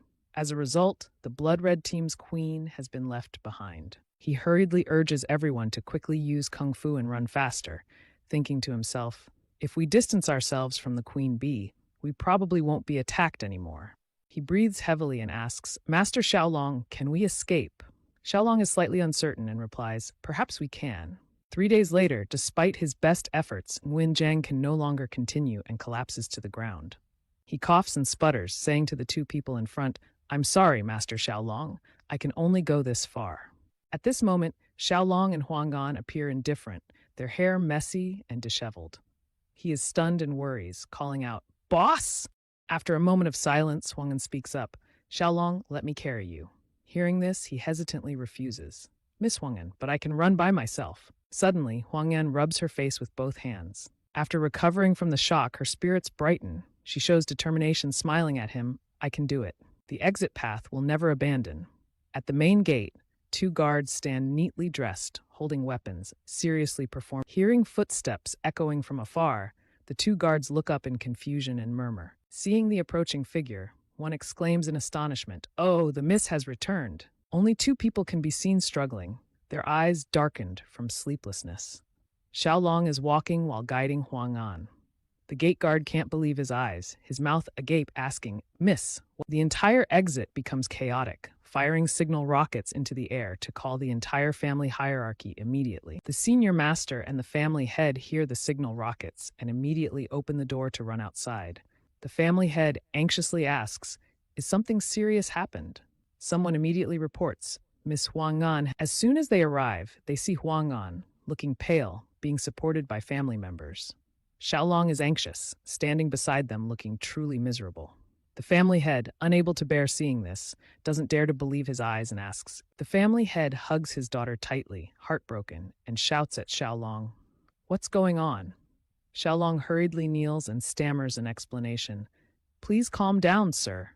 Miss Huang'an is just exhausted after 10 days of non-stop kung fu training." When he thinks of something, his tone becomes serious. "But now is not the time to talk about this. We need to go to the martial arts school immediately." The senior master is astonished and asks, "What? The martial arts school? Why?" He doesn't answer immediately, but places his hand on his chest as if trying to pull something. He embraces the queen bee, lifting her up for everyone to see. He continues, "The queen of the golden hair Wind King will soon be followed by other bees. We must go to the ancient tree at the martial arts school immediately." At this moment, the senior master can't help but laugh loudly. "Ha ha ha, this boy is truly promising. His future will definitely be remarkable." On this side, the family head's expression isn't very good. He asks, "What's wrong? Weren't you supposed to collect honey? Why did you bring the queen bee back?" Without letting him answer, the senior master hugs him by the shoulders and says, "All right, let's go." This surprises him, and he exclaims, "Huh?" He uses Kung Fu to embrace Xiaolong and leaps into the air, startling him. He shouts loudly, "Oh heavens!" Meanwhile, the people below hurriedly cover their faces to protect themselves from the blowing sand. Xiaolong is lifted high into the air by his embrace, making him dizzy and confused. Suddenly, he panics and shouts, "Ah!" The senior master, hearing his loud cries, worries and glances back, asking, "What's wrong?" He sees a familiar dark yellow mass approaching in the sky and hurriedly reports, "The old family and the swarm of bees are approaching in droves." Hearing this, the senior master calmly replies, "Crowded? Did you bring all of them here?" After speaking, he accelerates forward, saying, "Come on, hurry up!" He experiences a sudden increase in speed and panics, shouting, "Ah!" The senior master lands roughly, causing rocks and soil to scatter everywhere. He brings him to the large ancient tree and announces, "We've arrived, Xiaolong." He quickly hugs the queen bee and rushes toward the tree in front of them. Xiaolong looks up at the massive tree and says, "Golden Hair Wind King, this is the place I've mentioned. From now on, this is your home." The bees in his hand flutter their wings, making a buzzing sound. He points to the large hollow in front of him and asks, "Is everything okay?" The response is still just the sound of wings flapping. The golden hair Wind King cautiously flies to the side of the tree trunk to observe. After careful observation, he turns his head to look at Xiaolong, smiling brightly. Seeing him like this, he is secretly happy, seemingly pleased that Xiaolong has met him. Seeing the swarm of bees approaching, the senior master urgently calls out, "Xiaolong, let's leave here quickly. The swarm is coming." Hearing this, he turns around and responds, "Yes, sir." As the bees fly overhead, creating a loud sound, everyone below looks up in amazement and worry. The golden hair Wind King sees the swarm and is instantly joyful, continuously flapping his wings and buzzing loudly. He quickly leads the swarm into the base of the tree he just observed, completing his inspection. The senior master looks at the scene before him, continually exclaiming, "Oh my, I've never witnessed anything like this in my life."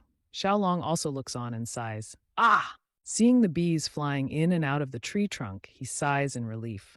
The golden hair Wind King has succeeded in being captured. A bee is seen sticking its tongue into water contained in a wooden. Watching the bees gather in groups to drink water, he is pleased that the golden hair Wind King has been exhausted from chasing after a little sugar water to regain strength. It's often said that sharing a meal fosters relationships, and kindness is nurtured through it. Luckily, there's something similar to sugar here. Fortunately, the people outside stand aside, observing happily and commenting, "They're eating so well, and they look so cute up close." Seeing the golden hair Wind King happily drinking sugar water, he is secretly glad. Doing this should reduce their vigilance a bit. If they realize I'm their master, that's even better. Suddenly he shouts, "Ah!" The senior master hears this and asks, "What's wrong?" He hesitantly asks, "What about Miss Huan?" The senior master glances sarcastically and asks, "Now you remember? You realize from the tired appearance of the young lady?" He becomes even more hesitant and continues, "She was so exhausted that I had to bring the little girl to her mother for care. But I didn't expect you to make her use kung fu for 10 days nonstop.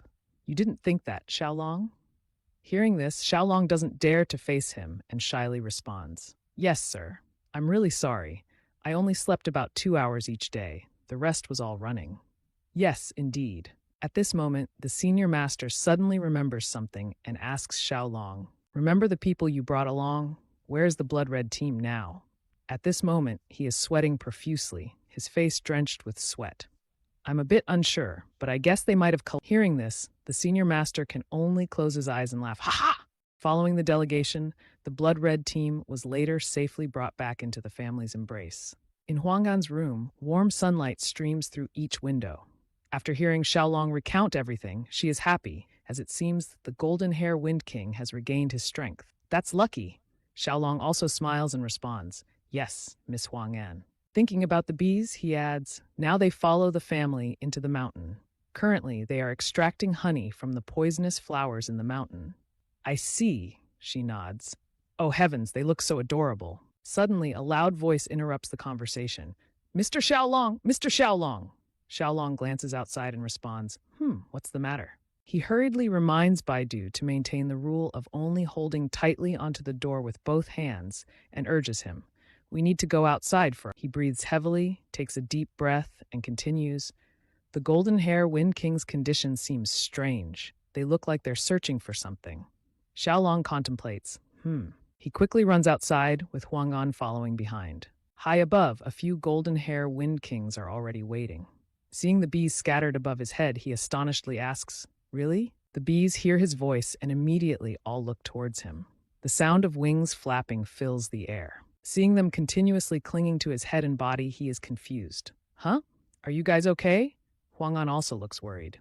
"Miss Xiaolong, are you all right?" The swarm of bees still relentlessly drags his arms. Watching them bite tightly onto his clothes and trying hard to pull him up, he anxiously asks, "Why are you guys doing this?" Suddenly, his feet begin to lift off the ground. He can only helplessly laugh bitterly. "Ah!" People on the ground look up to see Xiaolong being dragged away by the swarm, moving further and further away. Huang'an opens her mouth in surprise and calls. The swarm drags him to the base of the ancient tree and then releases him. The sound of wings flapping loudly rings in his ears as he staggers and lands on the ground, exclaiming. His eyes widen in astonishment at the sight before him. He is stunned and asks, "What happened to your bee colony?" A bee flies to the back of him and uses its strength to push him inside. He follows along, moving while smiling. "It's okay, I understand you want me to come in." As he enters, he rolls his eyes and looks inside, exclaiming, "Oh!" Looking at the neatly arranged golden honeycomb cells, he can't help but think, the hive is quite well built, and the diligent honey gathering is already underway. A bee slowly flies closer to him, glancing around and murmuring, So this is the queen bee," he realizes, seeing her gaze at him with immense affection. She flies to land on his arm, gently flapping his wings, and softly asks, "Do you want me to lift you up?" In response, he hears stronger flapping sounds. However, the swarm becomes denser, covering his face to the point of distorting his features. He has a headache, thinking, "These guys are clinging to me so much that I can't move." He lowers his head, lifting the queen bee as she desires. He only sees her big, sparkling eyes looking up at him. The queen bee slowly closes her eyes, extending her front legs to touch his face. Xiaolong, seeing her demeanor, is astonished and shouts, "Ha! Ha!" He tried to drill, but it was too late. The queen bee approached his face closely, causing his face to flush red for a moment. He silently groaned in his head. Ugh! He felt his lips touch something soft, his entire body becoming warm, his eyes becoming blurry, and his mind spinning. Instinctively, he swallowed hard, astonished to discover that something was overwhelming him. A swarm of bees flew around, watching as the queen bee forcibly. His lips parted in the middle, and bubbles of air appeared. He hurriedly released her and breathed heavily. Phew! He placed his hand on his stomach and covered his mouth, blushing as he pointed at her and stammered, "You, Queen Bee. This is my first time, so what exactly are you doing?" He felt his entire body lose control, filled with horror. His body went limp, collapsing to the ground with a thud. His eyes sparkled as he lifted his head, searching for the angry Queen Bee, clenching his teeth. He saw her seemingly smiling at him, not understanding and wondering if she had given him. After the intimate contact with the queen bee, Long lay curled up on the ground, his face showing pain.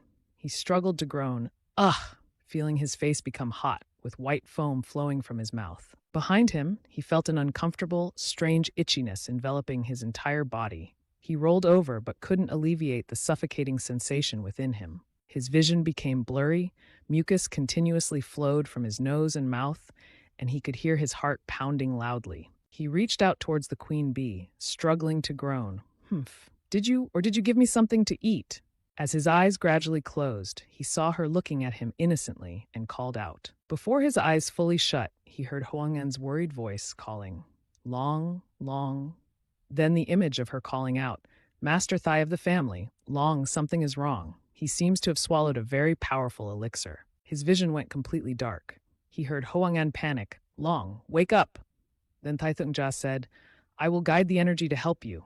When he opened his eyes, he saw Huang'an holding a cloth, preparing to place it on his forehead. Seeing him awake, she happily said, "Long, you're awake, aren't you?" He sat up, rubbed his head, looked around, and asked, Where am I?" The lady replied, "It's the medicine hall of the medicine sect." She gently swept her hair behind her ears, and then recounted everything. Seeing Long being taken to King Kim Mao, how she and the family hurried over, but when they arrived, he had already lost consciousness, so they brought him here. She asked, "Do you remember anything that happened?" He hesitated and replied, Recalling the situation, he remembered holding his face with a troubled mind after his first kiss with her. Seeing his condition like that, Huang'an worriedly asked, "Long, is your master okay? Is there anything unusual with his body?" Seeing him silent, she suggested, "Should we call the family?" He hurriedly stopped her. No need. It's just me." Upon mentioning this, he fell silent again and took a deep breath. He gathered his thoughts and said, "The queen bee forced me to eat her food. Maybe that's why this happened." Huang'an curiously asked, "What did you eat?" He seemed unsure and replied, I'm not sure of the exact name, but if I could name it, I'd call it King Fong's essence." She questioned, "Fong's essence? What's that?" He smiled and nodded. "Exactly. Worker bees collect nectar and pollen to survive. Only worker bees, those who work their whole lives, eat nectar and pollen." She continued, "What about the queen bee?" He explained, "From birth to death, she only consumes King Fong's essence produced by the worker bees." Now he realized why the queen bee forced him to eat King Fong's essence. It is the royal jelly. Huang'an understood. So that's the lifelong food of the queen bee. Thinking about it, his voice suddenly became cheerful. But King Fong's essence has another special effect. She heard this and asked, "What effect?" He excitedly explained, Normally, worker bees live just over a month, but the queen bee, thanks to King Fong's essence, can live 60 times longer. Isn't that extraordinary? She was amazed and tried to stop him. Long, calm down. She blushed, coughed lightly to cover her embarrassment, and said, "Ah, I see. The question has been answered." She continued, "The internal cultivation method you've been practicing is the 5-poison primordial technique. Although it's only a basic method, it can't fully absorb all the energy from the elixir." Huang'an sighed softly. "So King Fong's royal jelly has an effect equivalent to 2 victories in internal cultivation, right? You've achieved 60 times the effectiveness, and your master has obtained 50. Hearing her speak, she congratulated him. "Congratulations on your enlightenment." He was astonished and couldn't speak. 10. At this moment, Huang'an hesitated and she covered her embarrassment on her face with a cloth and said, "Later, look into the silver mirror once. It seems King Fong's essence has other effects as well." He heard this, opened his eyes wide in astonishment, and repeated, "Another Long gently touched his face, wondering, "Silver mirror?" Indeed, when he looked at himself in the mirror, he was stunned. He raised his hand to his cheek softly. He vaguely understood that royal jelly has such effects. "What? That country bumpkin from Hainam is gone?" Long gently pressed his fingertip to his cheek, feeling his features become more delicate, his skin softer, resembling that of a woman's. Thinking about something, sweat droplets formed on his face. His face flushed so much that he forgot to pull his finger away from his cheek. Imagining himself as a more feminine version, he smiled brightly and introduced, "Hello, I am Wei Ling." He panicked, covering his face, and wondered, how can the queen bee's royal jelly eat like? He hurriedly bowed his head, groped to unzip his pants, remained silent, holding his breath, not daring to make a sound. Then he pulled down his pants to check if his subordinate was still there. After checking, he lay flat on the ground, lifting his head to look at the ceiling, and sighed in relief. Good, she's still where she should. He remembered Huang'an saying that if the family hadn't guided the energy, something big would have happened. He thought to himself, maybe I should go and thank her, but almost endangered his life before being saved. Today was a rather cold day with foggy weather, making the distant mountains appear hidden. The visibility was significantly obscured, and he could only see the treetops at the nearest distance. Long walked along his usual path, but he felt something strange because everyone kept staring at him. Seeing the ladies look at him and smile, he silently speculated, "Today, I suddenly feel unfamiliar gazes. Is it because my internal cultivation has increased?" He hurriedly ran like a ghost, thinking to himself, "First, I must escape from here." Behind him echoed the loud laughter of the ladies. At the entrance of the Four Rivers restaurant, he turned out. Xiaolong stood hesitantly outside the door, unable to proceed inside. Ko stood lurking outside the gate. He could only see the dining table, which was now full of colorful dishes with all kinds of flavors. At this moment, everyone had sat down at the table. The family members were successively serving more dishes to the madam. While absent-mindedly the madam carefully observed him and exclaimed, "Oh, your face looks brighter than before." Then she inquired, showing concern, "Is your health better now?" Xiaolong bowed his head and folded his hands, replying, "Yes, madam. I apologize for causing you worry." The madam clapped her hands sincerely, happily saying, "It's nothing. If you have a miraculous encounter, it's..." After speaking, she turned to the young lady and teased, "Oh my, look at this complexion. Huang'an must love it."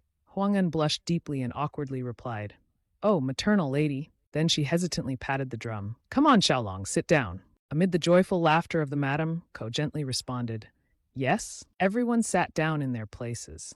The family members were still bringing up the last dishes. While the family members were serving tea, the family head took interest and opened his mouth to ask about Xiaolong.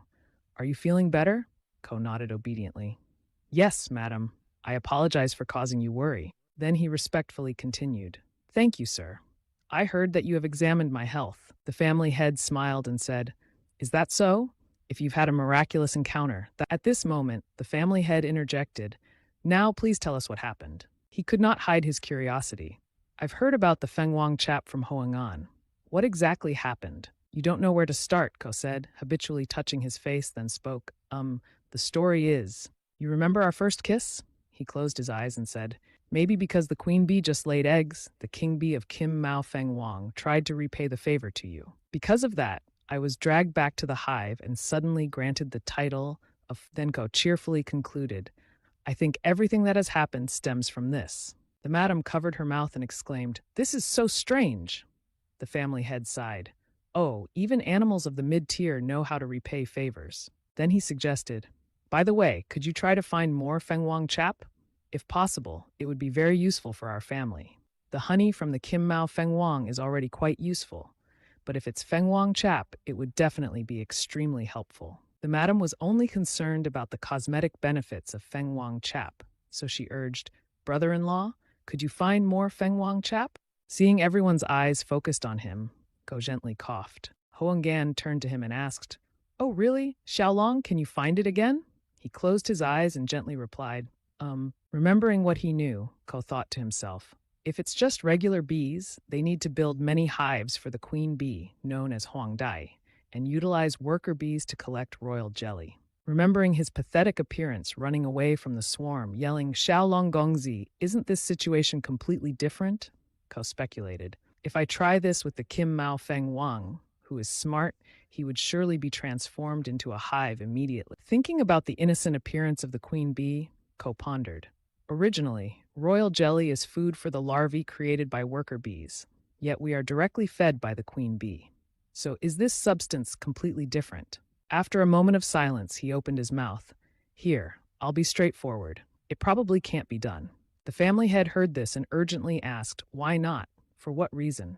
The madam was also anxious. "Brother-in-law, why not?" Ko replied, "Even if people can eat it, would anyone dare to?" At this moment, the family head was just beginning to speculate. Is it the strange taste or the smell? He gently scratched his head and shook it. "It's not like that." Then he gave a shocking answer. "This Fenghuang chap is secreted from the mouth of the queen bee. It seems it needs to be directly transferred by the queen bee." Fearing that people wouldn't understand, he explained further, "It's like kissing. You have to have mouth-to-mouth contact.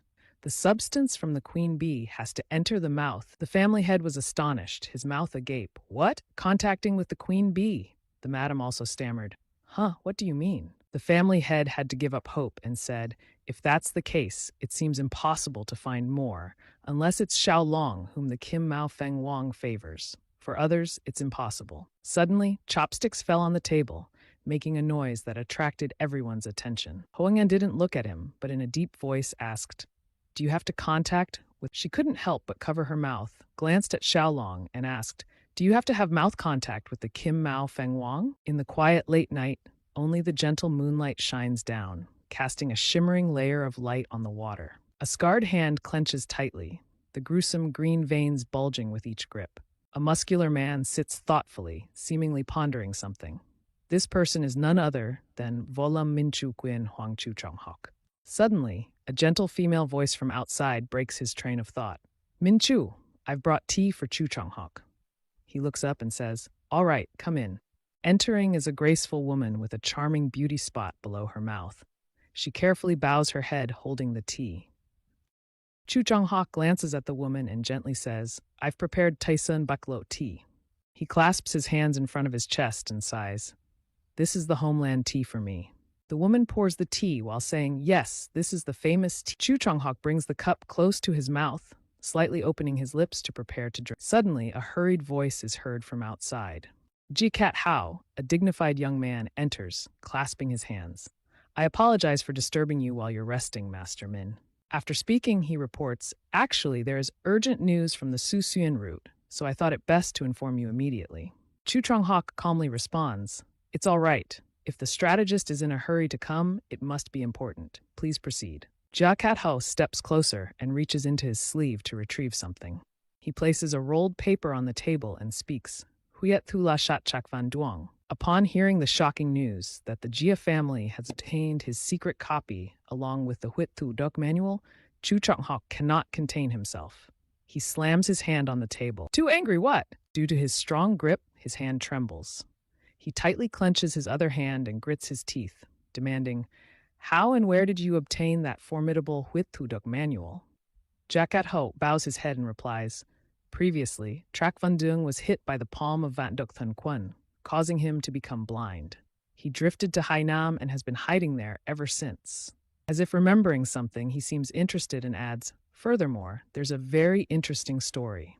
According to intelligence, the gang leader Trak Van Dung was defeated by a young swordsman along with a poison user. Chu Chang-hok is astonished and asks, "What do you mean, a young swordsman and a poison user?" He sits down opposite Chu Chang-hok, then fans himself and continues, "Listening to it, it seems like a very interesting story. It's also a story that you will find intriguing." The woman remains standing in the room, hearing Jia Kat Ho excitedly say, "If I elaborate."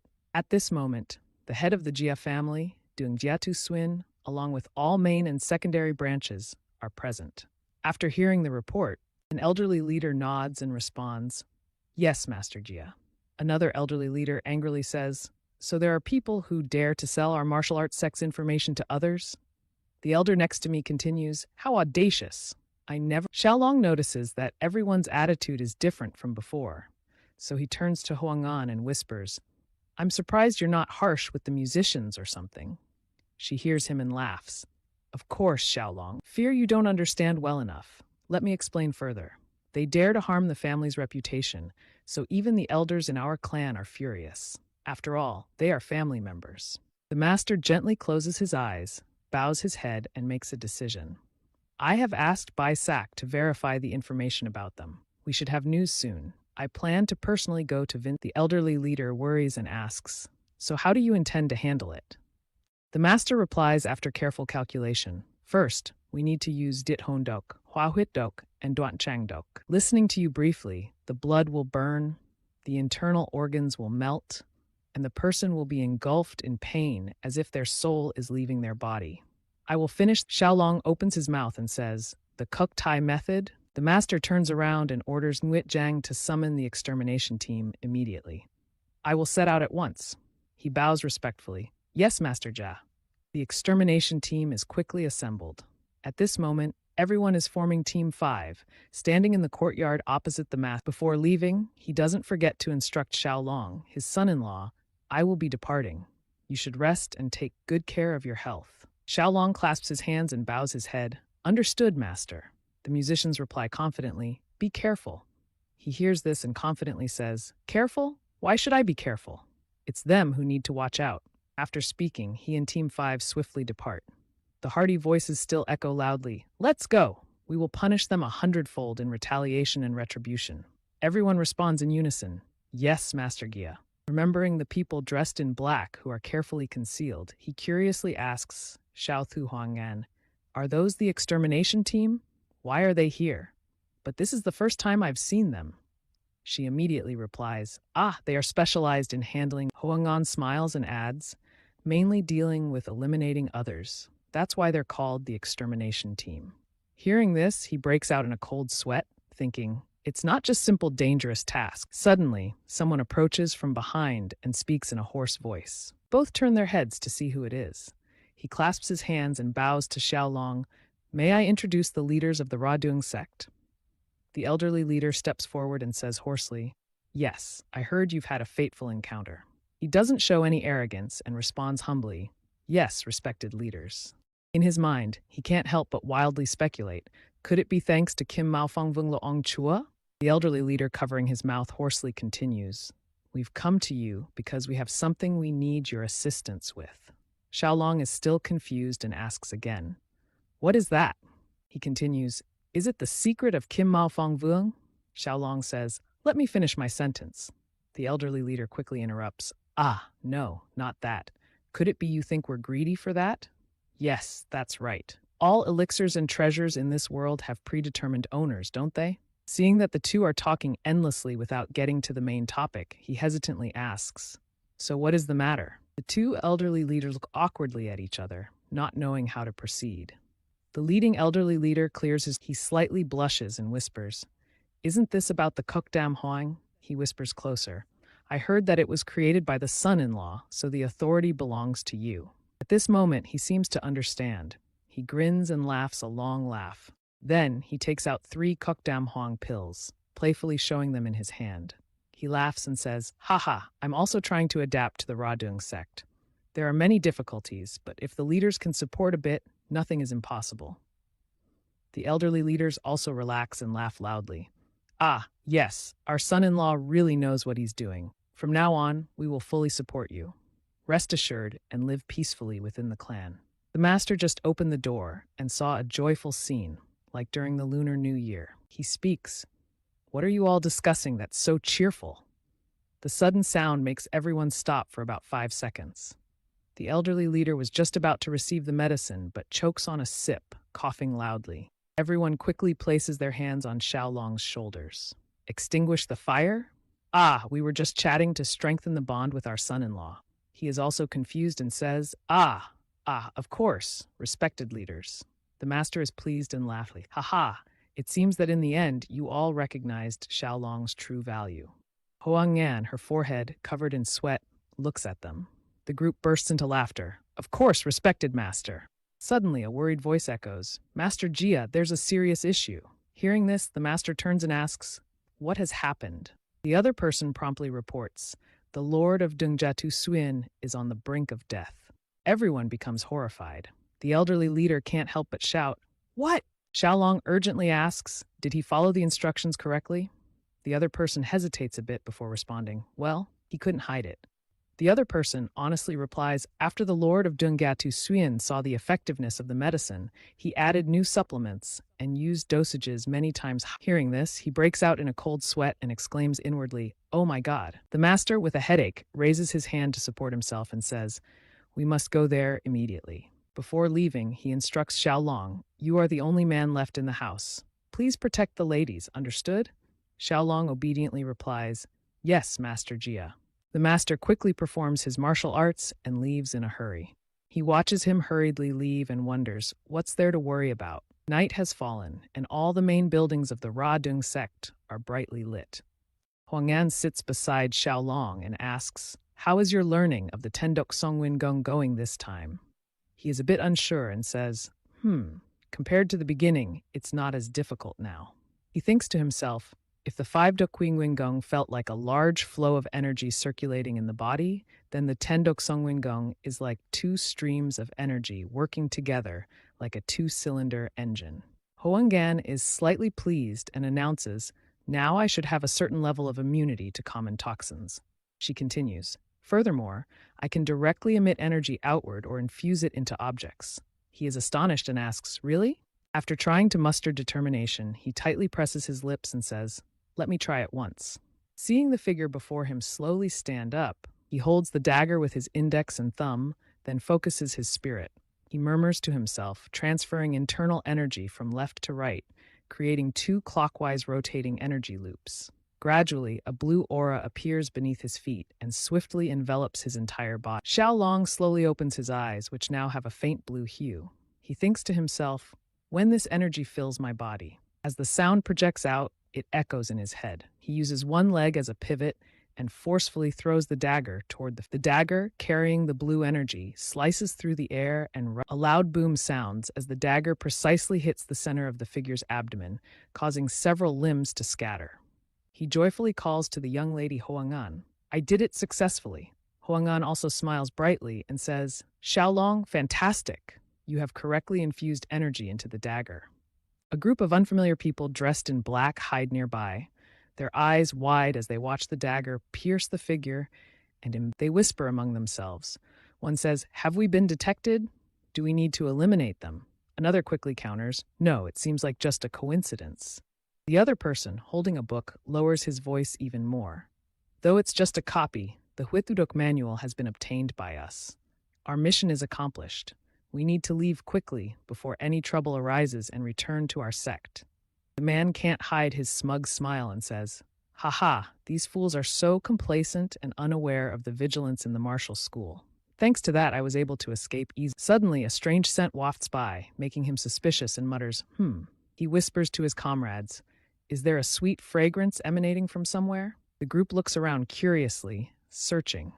As they lift their heads, they suddenly notice a bee also staring intently at them. The bee's expression seems troubled, its buzzing also carrying a sense of anger. In the unexpected darkness, a loud, piercing scream echoed, tearing apart the night. Tio Long was astonished and cried out, what's going on? Hoangun turned her gaze toward the source of the sound, suspecting that someone was here. Behind the trees, indeed, there was a group of people dressed in black, suspicious attire.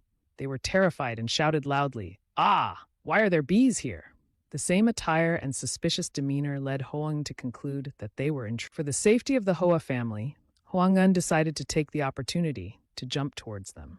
She didn't forget to order the person beside her, Tiao Long, to shoot the intruders or follow Hoang, the young lady. The black-clad intruders, seeing the dangerous situation, hurriedly called their comrades to retreat. Another one was bitten by a bee and could only scream for help.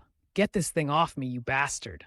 The remaining two did not stay to help, but instead unleashed their secret technique, firing towards Hoang from a distance. She ran up. She hurriedly took out a long black whip with countless sharp thorns appearing along its length. Hoang swung the whip powerfully towards the opponents, but they were agile and jumped up to dodge. This left her astonished as they managed to avoid her whip. The one bitten by the bee, unable to escape, decided to stay and hold her back while counterattacking. He drew his sword and rushed towards her, shouting, "Die!" Tiao Long could only stand back and shout loudly, reminding Hoang to be careful, her voice showing worry. The black-clad intruder, despite being bitten by a bee, did not relent and swung his sword. Hoang, being a master, held both ends of her thorned whip up to block the sword strike while glancing disdainfully at her opponent. Then she forcefully threw the thorned whip at his face, causing him to be utterly stunned. Not giving him a chance to counterattack, she continuously swung the thorned whip towards him. At this moment, the bee released him and flew high into the sky. Tiao Long saw the black-clad intruder lying unconscious on the ground and worriedly asked, "Young lady Hoang, are you all right?" Hoang calmly collected her whip and replied, "I'm fine." Suddenly, the black-clad intruder let out a scream and then went silent, his body emitting black smoke with his mouth agape. Tiao Long, seeing this, was terrified and exclaimed, "Who is this guy? Is he dead?" Internally, she couldn't help but curse. "What the hell is this?" Hoang bowed down to look at the intruder, who had malicious intentions. With seeing his grayish-blue skin and other signs, she concluded that he had been poisoned and seemed to be hiding something. The torches lighting up the entire exit shone brightly, and sounds echoed, indicating that intruders were trying to capture them again. After gathering her team, Hoang seriously ordered, "We will immediately arrange a tracking team and start pursuing. Tiao Long, go with me and Captain Huyet Doc." In the quiet late night within the forest, the flickering flames looked like fireflies, suddenly dimming and brightening. Continuous shouts echoed. The group relentlessly pursued. Captain Huyet Doc shouted loudly, "They're still running, but they haven't gone far. We must catch them at all costs." Feeling that his own speed was too slow, Tiao Long took out his corn duster, made a decision, and said, "Let's go, my double-cylinder engine." However, as his foot just touched the ground, he slipped down. His entire body fell into a pit, causing him to scream in panic, "Ouch! Ouch!" Captain Huyet Doc heard the scream and quickly turned around, calling out, "Sir!" He and another person turned back, pulled him up, and worriedly asked if he was all right. Tiao Long struggled to climb up and said, "Thank you, brother. I thought I was done for." However, he felt something was wrong. He turned around and looked behind, suspiciously and quietly. He saw behind him a swarm of green and red snakes intertwining. His entire body went cold, and he broke into a cold sweat, internally panicking. "What the heck is this? Snakes?" Captain Huyet Doc was also sweating profusely. After looking for a moment, he commented, "It seems to be a snake den. Snakes usually gather where there's strong yin energy, especially this season. They're unusually aggressive. Be careful." Contrary to his worried expression, Tiao Long seemed somewhat amused and muttered, "Indeed, they're all young." Each snake stared at him intently, their mouths wide open as if trying their best to intimidate the group. He felt it was strange. Usually, the water and striped tiger snakes aren't this ferocious. After saying that, he awkwardly looked at everyone and said, "We're running late, and it looks like it's about to rain. Hurry, Captain Huyet Doc." They had lost precious time, and the pursuers were still running at full speed, chasing them. Seeing the light ahead, the leader shouted loudly, "Over there! Catch them!" Captain Huyet Doc turned back and pointed in another direction, delegating the task to the other side. The three black-clad intruders grimaced, fully alert as they saw the people chasing. In the dark night, heavy rain poured down, and at this moment, a loud thunderclap echoed. Both sides stared at each other, with their forces clearly evident. The man in charge, with a deep voice, ordered to tighten their formation. Captain Huyet Doc replied, "Everyone, no escape routes left." He spoke, then he and his group reached into their jackets to draw their weapons. Everyone quickly drew their weapons, and the gang of dark-clothed men were not afraid at all. pulling out their swords and blades. The two sides struggled for a moment. Then the person at the front of the departing side shouted loudly, and on the other side knew that fighting was the only way to survive. A man swung his sword to strike the dark-clothed man, but he blocked it with his dual blades. The man beside him sneered, saying, "You deep-rooted pests." Another man rushed to support, shouting, "Clear the way quickly," then swung a blade at the man, causing him to fall backward. The person behind panicked, shouting loudly, "Be careful." Suddenly, a beam of light shot toward the dark-clothed man, preventing him from reacting. The young man who just launched the attack then swept his arm horizontally over the dark-clothed man's head again. This time, he managed to duck in. Finally, the young man threw a thick blade toward the dark-clothed man. It turned out that the recent moves were part of the Three Shadows technique, a famous 3 consecutive thick blades were thrown toward the dark-clothed man, causing him to continuously step back. He tried his best to jump up to avoid a blade coming at his feet. However, another blade seemed to anticipate his intention, thrusting directly into his chest. A stream of bright red blood spurted out like a... He hurriedly put his hand over his chest to hold the blood, while Kubai cursed, "You damned lucky bastard." Kubai stared at the opponent, his voice revealing regret. "Consider yourself lucky because the rain has neutralized the poison on my darts." The wounded man held his wound tightly, cursing the damn bastard. Another dark-clothed man was also knocked down. Tiolong took charge of guarding the subdued dark-clothed man. Kubai and the group stared intently at the remain. At this moment, a strange sound rang out, attracting everyone's attention. "You vermin! How dare you gather in such numbers?" Kubai, alert, shouted, "Who is it?" A man descended from the sky, and with just one strike, a huge boulder shattered into many pieces. It was an old man with a fierce face. Red light emanating from his eyes further revealed his cruelty. Sensing his formidable aura, Kubai spoke up, reminding everyone, "He's a master. Retreat quickly." His entire body emanated a dim red light as the old man let out a bizarre, sinister laugh. Stopping his laughter, the old man asked, "Did the wounded, dark-clothed man get it?" The man took out a book hidden in his chest cavity and carefully replied, "It's not the original, but a copy recorded by the Tao sect."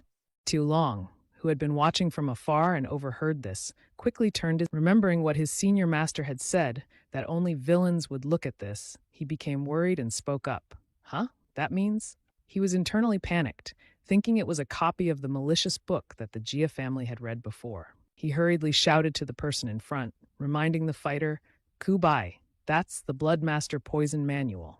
Upon hearing the name, Kubai's attitude didn't change. He seemed somewhat worried, thinking, "It's a copy of the manual?" He was sweating profusely, gritting his teeth and cursing at the evil bastards. Seeing the indifferent attitude of his opponent, Kubai couldn't help but continue cursing. What kind of person desires something so sinister? Hurry and reveal your identity. Ignoring the cursing, the old man simultaneously flipped through the book and smiled contentedly. "Just as I suspected, since it's a copy, it has the techniques but lacks the essential moves. Anyway, that's sufficient." After a quick glance, the old man closed the book and the cover, then gave orders to the dark-clothed man.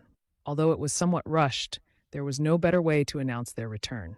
"Huit Vin, I allow you to use the martial arts of our sect." It turned out that the dark-clothed man's name was Huit Vin. Upon hearing the order to leave no one alive, he clasped his hands and bowed his head. Then, he lowered his hand toward the dark-clothed man lying on the ground. Life or death unclear. The blood on the dark-clothed man suddenly vaporized into the air, releasing a strong stench all around. Seeing this bizarre scene, Tiolong held his head and shouted loudly, "What's going on?" Kubai hesitated and said, "That move." In the palm of the dark-clothed man's hand, spiritual energy was condensing, and the blood around it was thickening. It gradually gathered into his palm. The group realized with a sound of a sword being drawn, accompanied by black blood, it fell to the ground. He embraced his wound, which was gradually healing thanks to the old man's magic. At this moment, he laughed coldly and said mockingly, "Yes, you." His hands with long, sharp claws were condensing red blood energy. The old man proudly introduced, "I am none other than the elder of the blood sect, Huit Ung, ruler of the blood basin." "Is that the real name?" The old man stared intently as Tiolong assessed. "You look good." He rubbed his two hands together. With a mouthful of sharp teeth, saliva dripped out. The old man licked his lips hungrily. "It's been too long since I've tasted someone with blood like yours." In the sound of rain pouring down, both sides remained alert, staring intently at each other. C letter 1 EBU 2 letter 1 EA5 then out took the secret manual into his vest and then ordered the dark-clad blood shadow to seize him. Nothing restored one as well as the young blood shadow's vitality, and he obeyed immediately. After that, the two of them, exuding murderous aura, surged toward the people of the T letter 1 E9 Zion sect. C letter 1 EDUB letter 1 EA1 I quickly said, hurry, and deploy the 5 poison fire extermination formation. We must not let him reach Master TI, letter 1 EC3 Yulon. C letter 1 EBUTL letter 1 EA5N up, using his disdainful martial skill, hovered and laughed coldly. Ha ha ha, let's see if you can stop me. His entire body radiated a scorching aura as the old man soared upward. Below, a huge explosion roared out, accompanied by piercing screams. TI letter 1 EC3 Yulong raised his hand to shield his head, dodging every stone hurled near his ears as voices shouted, Master TI letter 1 EC3 Yulong, quickly evade. From behind, the blood shadow suddenly clutched his neck tightly, forcing the lad into a grimace of shock. A cold murderous aura emanated from him as he said, rest for a moment, it appears the elder intends to take your essence. TI letter 1 EC3 Yulong's face went ashen from his labored breathing in this critical moment as he gritted his teeth and softly commanded, my children. Immediately, the troop of Engo warriors surged forward to attack the dark-clad men on TI letter 1 EC3 Yulong's order.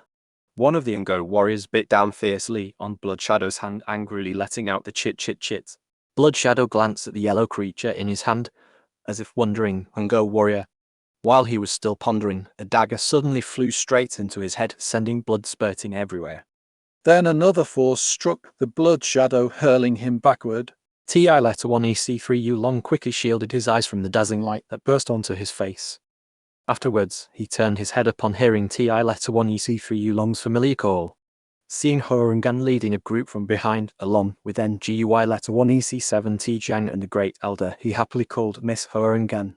Horangan's and NGUI letter 1 EC7 Tijang's expressions grew solemn as they witnessed the scene before them, noticing that C letter 1 EBUTR letter 1 EA5 and up was surrounded by dark-clad foes he could easily dispatch. Horangan hurriedly asked about the 5 poison fire extermination formation.